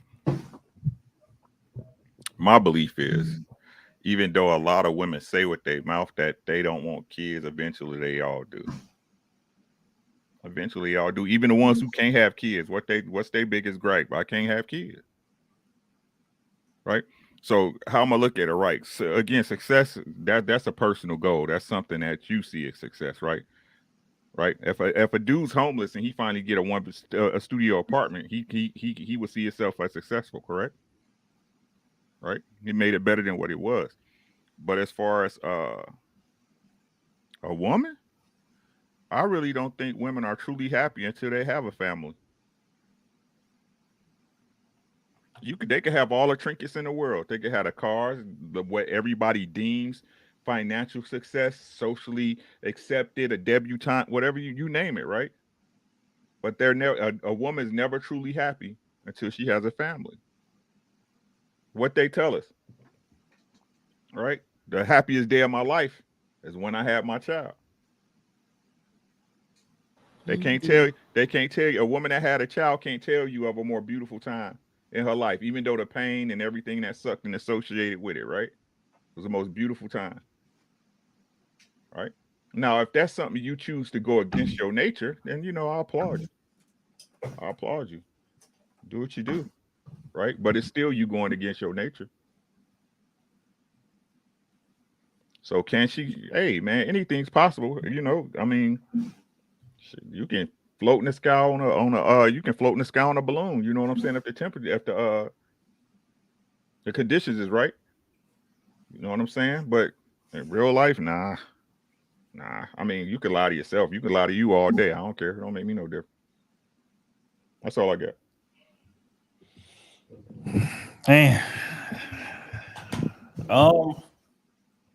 it's tough, man, because I'm not a woman, so it's hard to speak to what would validate them. But I mean, I agree with what Ricky said, though. Every woman that I know that has kids, they speak about their kids glowingly. Like, you can literally look at Instagram as soon as they had a kid, you see 30 pictures of the kid on Instagram. She didn't stop posting herself. You can't tell who Instagram page it is, hers or little TJ that she keep posting down the timeline. First day of school outfits, all that shit, the Halloween costumes, all that. It's just full of pictures of TJ all the way up and down the timeline. So, I mean, just in my limited knowledge in terms of the psyche of a woman, I would think that that's necessary to be truly fulfilled. But it's a tough thing to say because certain women just can't have kids, and it's not any fault of their own. You know what I'm saying? So. Can they be successful? Sure. It's teachers that, teachers I know been teaching 40 years. Salute to Miss Spain, 40, 50 years. She say, my students are my kids. I get a brand new batch every year that I get to mold and influence and get a game to and all that stuff. And she right. We used to have real conversations in that class. You know what I'm saying? It was a history class, but she used to pull me to the side because she always seen something in me. She's one of the ones that told me that I was gonna do big things or I was gonna be famous and stuff like that. I used to just look at it and just laugh. But yeah, she used to give me that raw, stuff that wasn't in the textbook, pride in, our culture and you got a purpose, you gotta be successful. You got a lot of people, depending on you from a cultural perspective. Like it's enough of us that ain't doing what we supposed to be doing, blah, blah, blah. Like give me that game that a parent would give. So, am I to say that she not successful just because she couldn't have kids herself? You know what I'm saying? So it's a shaky slope in that regard. But in my opinion, I think purpose and success is tied to influence. So if you can influence people, then I feel like that's success. That's purpose. For a while, I was looking for my own purpose. And I tried a lot of different things. I'm good at a lot of different things, but none of it ever brought me like fulfillment, like helping people or influencing people to like change their mindset and do more productive things. That's why I love this podcast so much. It's because it's people literally hanging on our every word and making real life decisions based on what it is that we say. It's a sense of pride that come with it. It's a sense of fulfillment that come with that, that type of influence. It kind of makes you be a bit more responsible when you talking, like doing your due diligence, not just getting up here just saying shit, because you have influence over people. And I feel like that's purpose, that's success, because they got men who can't have kids either. So like, does that make him less of a man because he can't extend his legacy or whatever? You know what I'm saying? It's just circumstances just kind of dictate that, man. But true happiness, which I hate to ride this gray area. You know what I'm saying? Y'all already know how I am. I'm black or white. I hate gray. But in this scenario, circumstances kind of dictate what your purpose and what your happiness is. But if I had to just give a universal thing that I feel like can apply to most people, I think it's the ability to influence. Because even people that can have kids, they take pride in influencing their kids to be successful. People who can't have kids, they take pride in influencing, the little homies in the neighborhood, or my little cousin, or my nephews and nieces, making sure they got what they need, making sure that I, be that male influence that maybe that they daddy not, you know what I'm saying? Because they daddy may not be in a picture, or whatever the case may, or vice versa. So, I feel like as long as you have influence and you influence people to do positive things or things that are productive or things that's going to advance them and advance society. And I feel like that's success. And women can do that who don't have families. So do you guys think that it sounds like you're saying success is being fulfilled, it's being happy? Do you not know any successful people that may not be happy or fulfilled? Say it again. I'm saying it sounds like you guys are equating success with happiness and fulfillment. So I'm asking, do you guys know of any successful people that aren't happy or necessarily fulfilled in every aspect of their life? Because when I think of success, I think of results. How do you know you're successful at something unless the response that you put out and you receive what you've sown told you that you're successful at it? I say yes. I know plenty of people who got money, but they're not happy. Yeah. They feel empty inside. Like they at the top of their career, they successful as hell, but it's just something missing. It's a lack of fulfillment. I was that way for a while. Like when you grow up broke, man, you be feeling like money gonna solve everything. I get this money, I'm good. I ain't shit. I gotta get that foreign I always wanted. I get that big ass house I always wanted to build from the ground. I'm good. I don't need nothing else. And then you get it. And it's like the house cost maintenance. Yeah. Exactly. Like this is it. Like I thought it was gonna be, you know, rainbows and roses. I thought I was gonna be just chest out full of air like it. And that don't do it. But you know what does do it?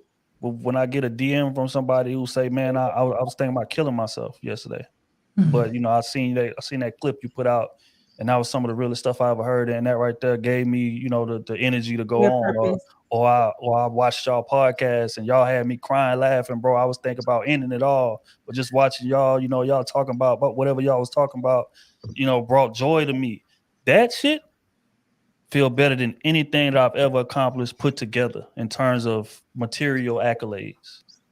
So, well, you know, that's what I again, was success is kind of relative, you know, but in my opinion, I think it's tied to influence for everybody in one way or another. Well, now I guess I was kind of I see what y'all saying and stuff like that, but I guess that goes against the video clip because he made it seem like men, as long as they're creating, they're happy. We cool with that. We've serving our purpose. But you could create a lot of things where you wouldn't have gotten that feedback. It wasn't until you got that feedback. Well, now I found my purpose because I feel fulfilled. That doesn't mean that you weren't successful before that, but that just means that you finding your purpose means happiness. The way he put it is though women are the only ones that can't be fulfilled if they aren't with the family, with the husband. Men create. So as long as we're creating, we don't need that family. We don't need those response from people that's saying this. That's kind of like what it sounded like in the video. The way he preferenced it is, oh, we built this. Yeah, we can say the man invented the light bulb. The people who invented this, yeah, he did that. So therefore he's fulfilled in his life. He didn't need a wife. He didn't need nothing. But we see repeatedly people who reach those levels, they want to share it with people. They will give all of that up for somebody. But the reason why men create most of the things is for the comfortability of women. They do it for women. And that's what I was gonna say is that I think that even the people that are saying whatever they're saying about why men do what they do, I mean, or men create, where the women go, the culture goes. Women have the buying power in the country. Women are the one that make the decisions because men want their women to be happy, so they go with what they want. So it's really a delusion in men's mind. I get that, you know, you guys definitely build bridges. I'm here for it. I'm not doing it. I'm here for it, right? But ultimately, women are the ones that, again, where women go, the culture goes. Where that's just how it is. So I think that that's probably a misconception.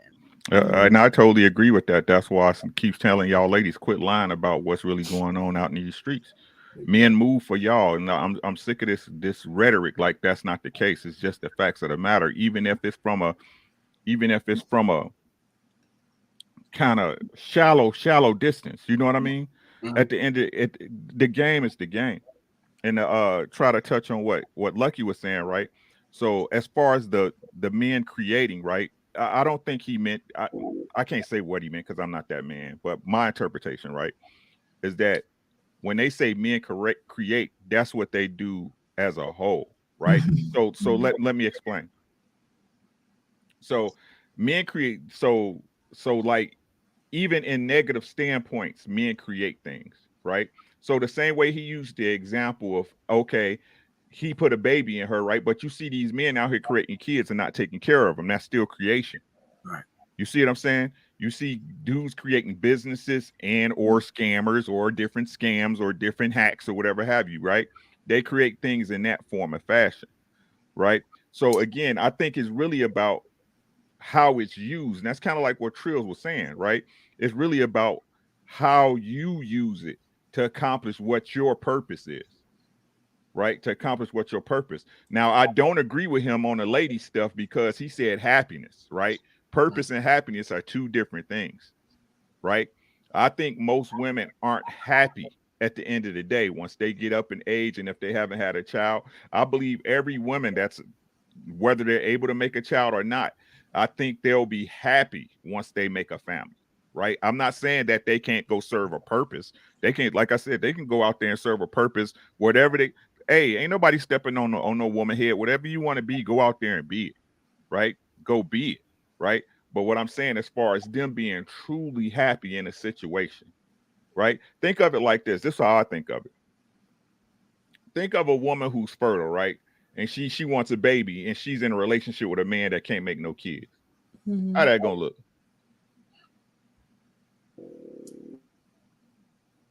How that gonna look?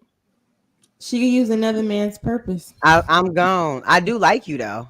No, I do. see, but like I said, I look at it the microcosm, because we talk about relationships, right? But that every day, that'll be somebody walking on eggshells in that house. Yeah. Especially if it's to the time where her clock is ticking and she really want a baby, right? So that's why I'm saying happiness. But that's, if we talking about purpose, that's something more concrete, right? But happiness is a mental state, as we know, that can change from day to day and person to person. That's all I'm saying. I agree with Rick. And to your question, Lucky, it's like there's people who do have the material stuff, but then like they have family members that they can't afford to even be around. And it's like, what point is it to have all that money and just basically be in the house by yourself, feel like you're alone? So even though I don't have children, I do think about it. I find fulfillment and having an impact in doing things that I do.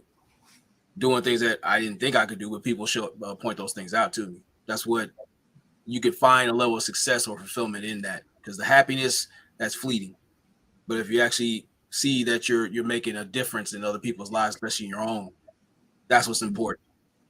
So people get caught up in that whole happiness thing, but that's you basically chasing your tail. But you got to remember, you got to figure out how you want to be remembered with this finite time we have. I do think God creates people though for certain purposes, that just, there are people that are just meant to be in the gaps because that's just where God created them to be. Yeah. And that's just that. It's a lot of times where people will see, or they'll even feel like, damn, I didn't do what I wanted to do, and then go on to do other things and see so much happiness and purpose in that other thing that God had for them, where they were so hard fighting for what they wanted versus what God wanted for them. And that happens a lot too. So, because the purpose, what I've seen is that the creator, and then you have some people's purpose is to serve someone else's purpose. A lot of people want to be the creator when their purpose is to serve, in my opinion. Some people are not allowed to have children unless they nurture the inner child within themselves. But even in that's ego though. Imagine if there's people that really want to have kids, they cannot have kids, and they are, we can't change that. That's their nature. We can't change that, but they're totally against adopting, totally against about sharing the love, because they're just, their ego says, no, I'm not going to give all this to someone that is not my blood. And what if that was your purpose, but you're just close-minded? But even with kids though, it's a duty. It's not like that creator thing. You're not really a creator. God did that. He's giving you the domain to manage said thing, but this human being does not belong to you. You've been given a duty and the dominion over them, to raise them, to manage them, blah, blah, blah, blah. But then they are going to leave you and go on to have their own life. So even that whole, I'm a creator, God's giving you authority to manage something he created. Let's be clear. You know what I'm saying? That's just my opinion. Because there's a lot of parents out there that think their kids should do what they think because I made you and all this stuff. Like that's a whole other show. That's another show. I agree. So, oh no, go ahead, Luck. You had the thumbnail. Nobody brought it up. I thought y'all were. So, did you guys see The Best Man? Yeah. The series, the new series. Yeah. Okay. So Harper was definitely on his purpose. He definitely was fulfilling things. He was successful. Jordan, right? Mm-hmm. Jordan. She felt the way. I was gonna call her Sana. She felt the way. And then she also had her separate purpose. She was being unfulfilled, serving him. So she wanted that support. He was still successful when she left. He no longer had his family, but he was not happy. How would y'all view that situation? Would you say he lost a sense of success because his marriage failed. Wait, I thought Jordan was the one that he always wanted. That was just his friend. Yeah, that's Nia. And they Long. never. That's why I was just gonna say No, the that name. was Jordan. That was Jordan. Yeah, Nia. That was What's Jordan. the name? Nia. Right. Jordan was Nia, right? Sanaa Lathan. What was her name? Robin. Robin. Robin. Then yeah, same name, same situation. Would you say that he lost his sense of success because he lost that marriage, even though he was very successful?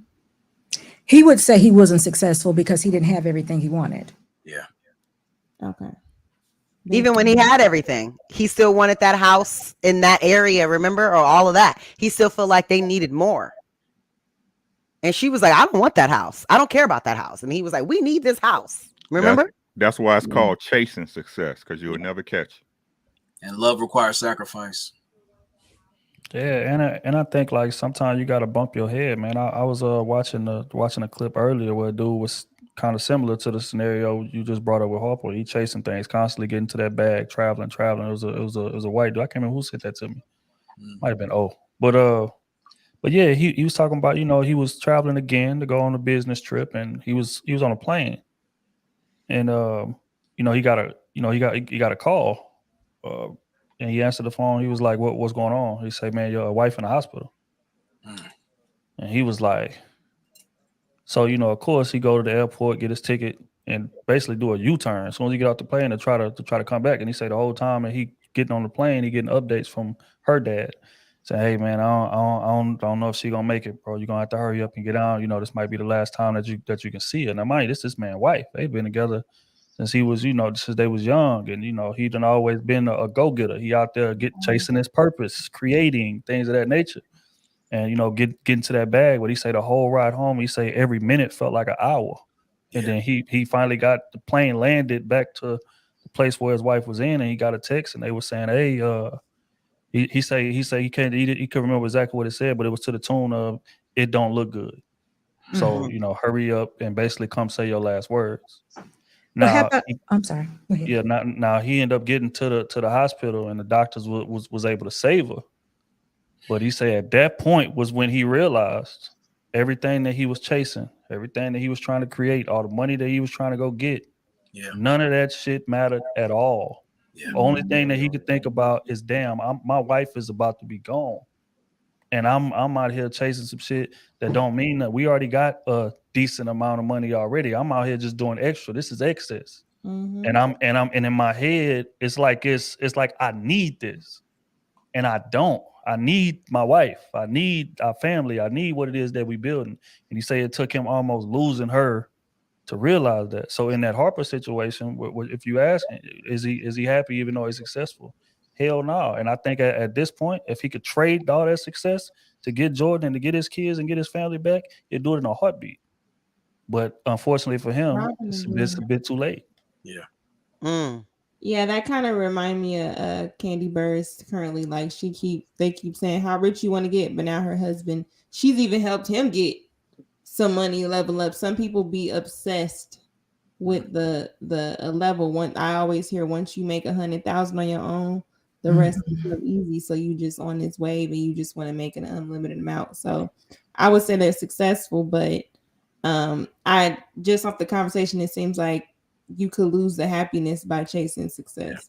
But that's an example though, another example though, Lucky, of women that want legacy, but like aren't really interested, not speaking on her specifically, but just some things that some people have said. That's another example of women that want legacy, but don't really want to be mothers. Like they want to have kids. They want to be able to say, I have kids. My kid speaks Japanese. My kid, does all, because her son does speak Japanese, does all these things, blah, blah, blah, blah. But they're not there day to day. It's their manager. Right. It's the nanny, it's the manager, it's someone else that's actually doing the raising. They have no interest in that. They have no maternal pull to that. So not all women are like and there's a lot of men that have mommy issues because she never just felt that way towards you, and that's tragic, So did y'all see that? Did y'all see that TikTok video here earlier this week where they were having a press conference and I don't know his position. He was maybe just a moderator, I'm not sure, but he was starting off the press conference, and he said that his wife just died. Yeah, I saw that. And they told him, okay, wait a minute, she just died. And he was like, are you sure you want to go on with this? He says, yeah, I can't do nothing about that. I have to work. And they said, do you want to talk about it? And he was like, do I not have time? I would love to fall out right now in tears and grieve my wife, but I have work to do. I have my what do you say? I'm obligated to the president to get this done. He killed his wife. Yeah. Shut up, Ricky. Are you serious? Ricky, don't say anything else. They be watching these things. I'm just saying. He said that. He said, my wife just died. And they were like, all the people, the news people, news outlets was like, hey, wait a minute. Stop. What are you saying? He was like, yes, I did. They was like, do you want to talk about it? He was like, I don't have time to talk about it. He was talking just like this. And he said, I don't have time to grieve. I would love to fall out right now and just cry and get over that. But I can't right now. I'm obligated to the president to do this. They were just like, what? He stunned everybody. Everybody was like, this can't be real. But he was so serious. He said she just died. He says, there's nothing I can do about it. Maybe she was on her deathbed for like a year and he knew it was coming. It got to be something like that, because there's no way. Okay, they said his name is Jeffrey Woodland.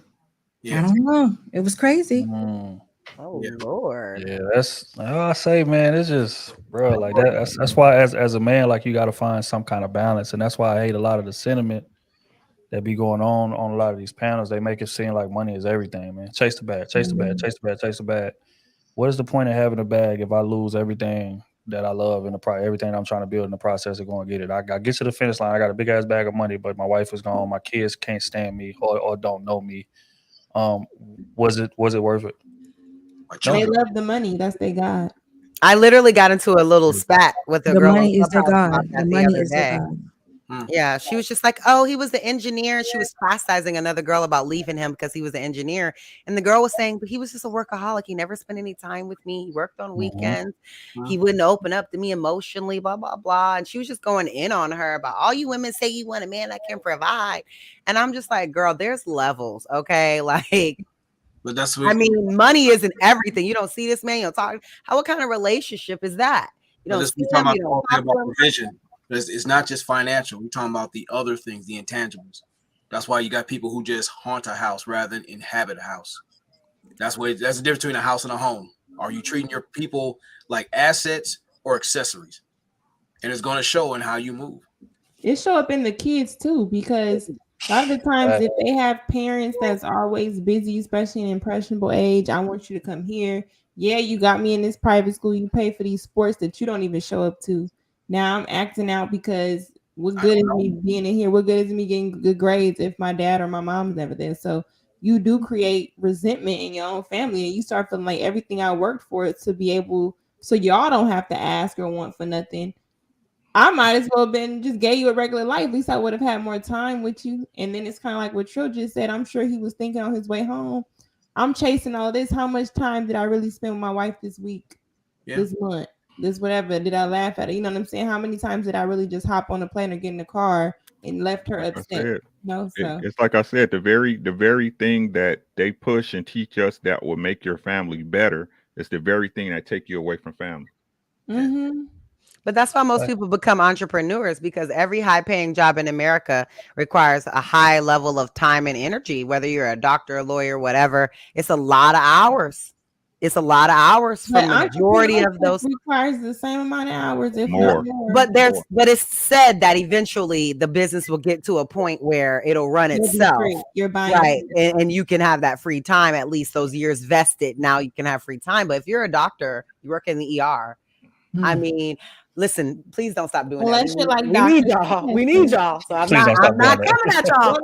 That's why you use it as a stepping stone. So then you have those physicians that get to a point where they have practices, and then you hire other people so that you can be part-time. You know, if you out here at a certain level, let's say you starting off in your 20s, 30s is looking good, and you start reaching, you still have to start positioning your life to be able to be at home. Because if you're reaching those levels and you still struggling with the success part like you was in the beginning, and this 10 years later, maybe you need to redirect some stuff. Maybe you need to use your career as a stepping stone to get somewhere else. Maybe I need to create a side hustle that makes this amount of money so I can start to pull away from my job. You know what I'm saying? I think it's just planning that comes into play.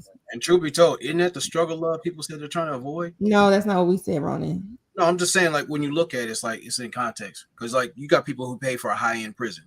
They got a house. They just happen to inhibit. You know, all I know is I lay here. I'm next to this strange person I happen to know somewhat. Our family isn't what what we're supposed to be. So, yeah, we got these nice things on the outside, but we don't have shit in the inside. Mm. That's why I said if you're talking about struggle love, that's a whole other side of it. Yeah, you can. And I have family members who do that. Yeah, they try to put this mask up like it's cool, like when the people are around, but you can tell there's contempt there. Sure. It ain't love. It ain't love for each other. It's love for the money. But you have to remember, there's a lot of people in those same situations that are broke. Yeah, that are doing that same shit broke. So they think in their mind, they ain't loyal to you. At least I have some health insurance. Yeah. Shit. Right. They loyal to the money. They ain't loyal to the person. That's it.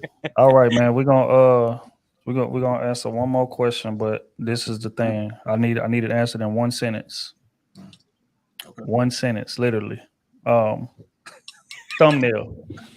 At what point is it time to call a relationship quits? At what point is it time to walk away? We done gave a bunch of different scenarios and issues that people run into in relationships and things of that nature. So if you had to put it in a nice bow for anybody watching who may be dealing with a situation, they feel like, damn, man, I don't know whether I should stay. I don't know whether I should leave.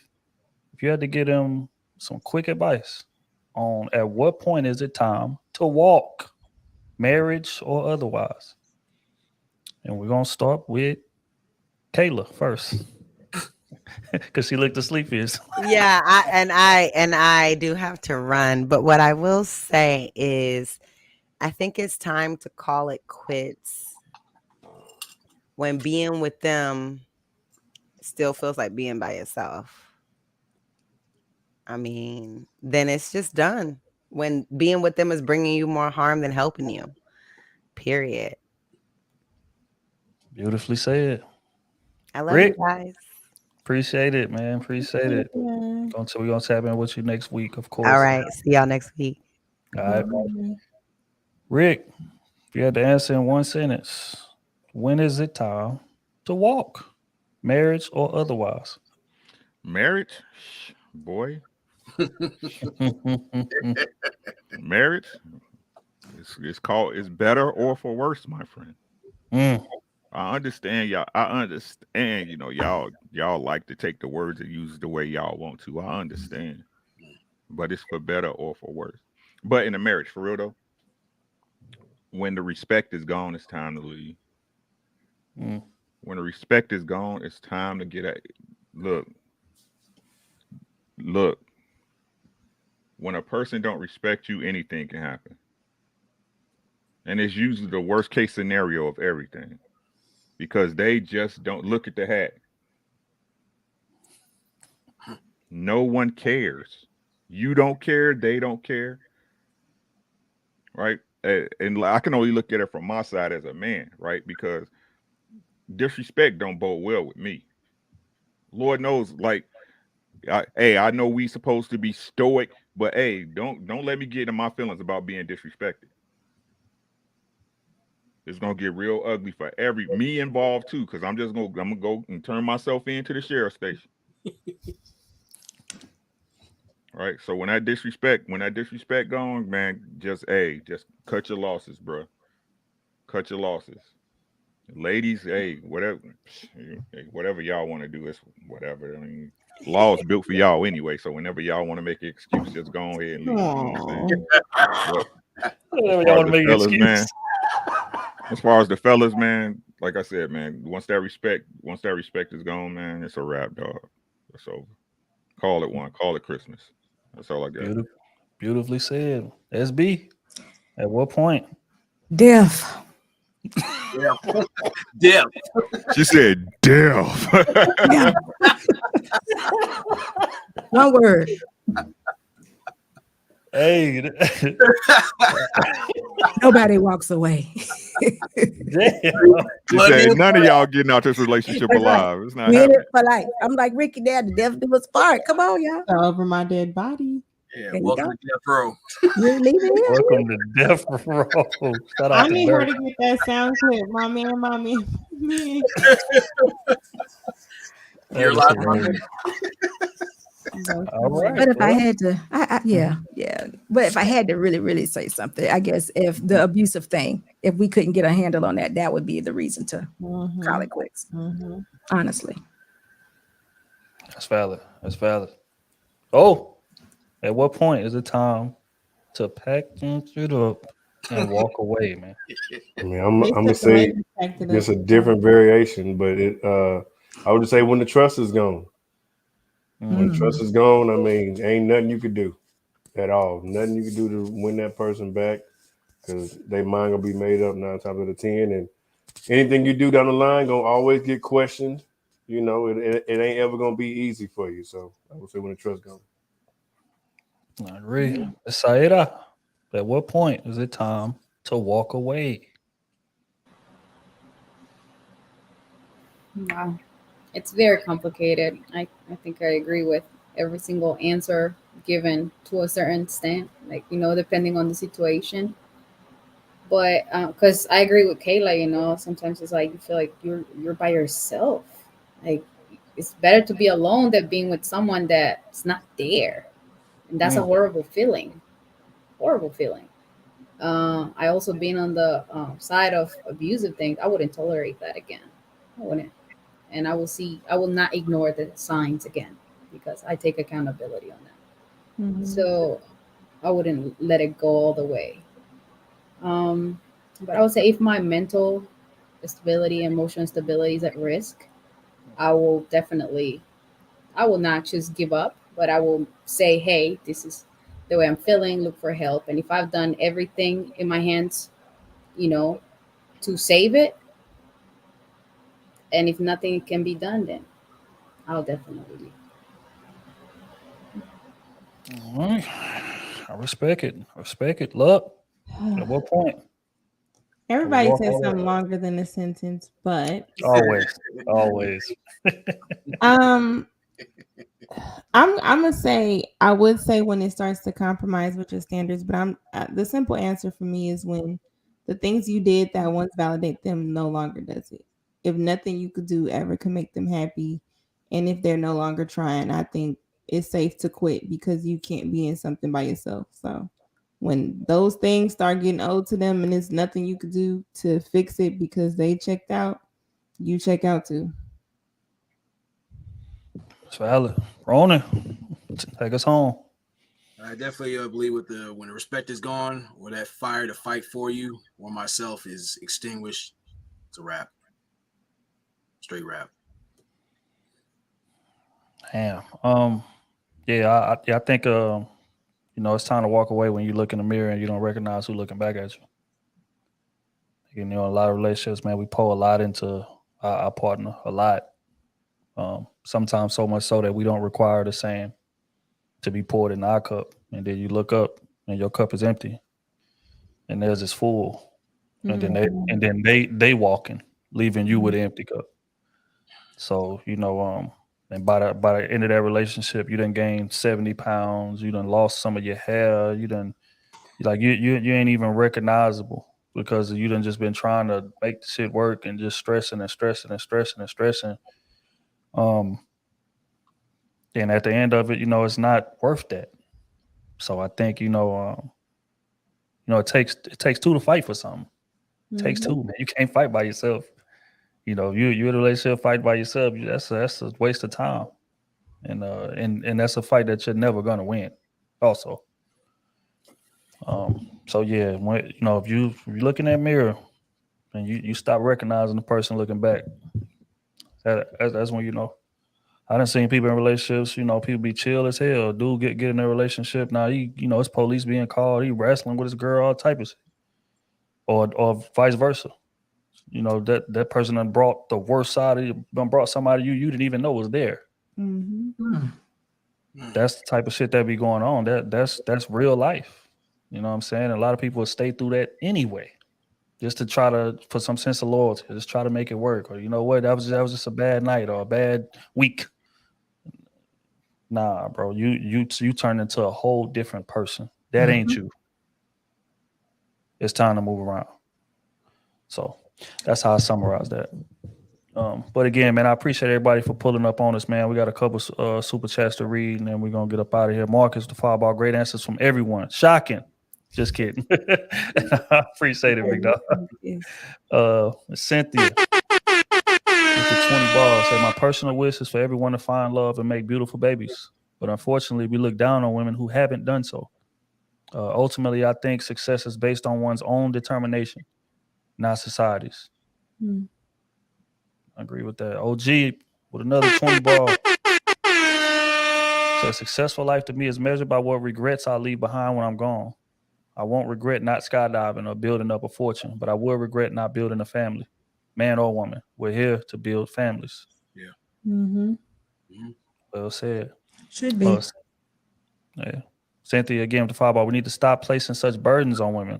An old single man isn't necessarily a good look either. I'm sure it gets lonely either way. Mm-hmm. I agree. Marcus, the fireball, this was a great show tonight. Syed, I know snitching, unless you have to. Just playing. Lucky kisses. Good night. I appreciate it. Jeffrey with the fireball warning, do not, I repeat, do not disrespect Ricky. If you do, I'll be at your funeral telling you I told you so. I don't do well with disrespect. I just don't. So, and like I said, this the new me. I'm glad y'all don't know the old me. May God help you. Facts. Sheldon, what up, boy? With the fireball, just showing love, family. Appreciate you, big dog, always. But yeah, on that note, man, we're gonna wrap this thing up and get the hell up out of here. Like I said, I appreciate everybody for pulling up, man. Appreciate the nation in the building. These amazing panelists we have up here as well. Y'all already know that. And we're gonna be back at this thing again Friday for Krew and A. Pardon me, last Friday we ran into some technical difficulties, but we got everything sorted out. So we should be good, should be in line for Friday, man. I look forward to seeing y'all there. I appreciate it. Anybody got any announcements before we go? Anything they want to shout out? Oh, y'all good? All right. On that note, man, we up out of here. Oh wait, hold on. Queen Leah with the 20 ball. Hold on. Let me get this sound effects going. Just showing love. I appreciate it, Queen. Appreciate you. But yeah, on that note, man, we're gonna get the hell up out of here, man. I appreciate everybody for tapping in. See y'all next time. We gone.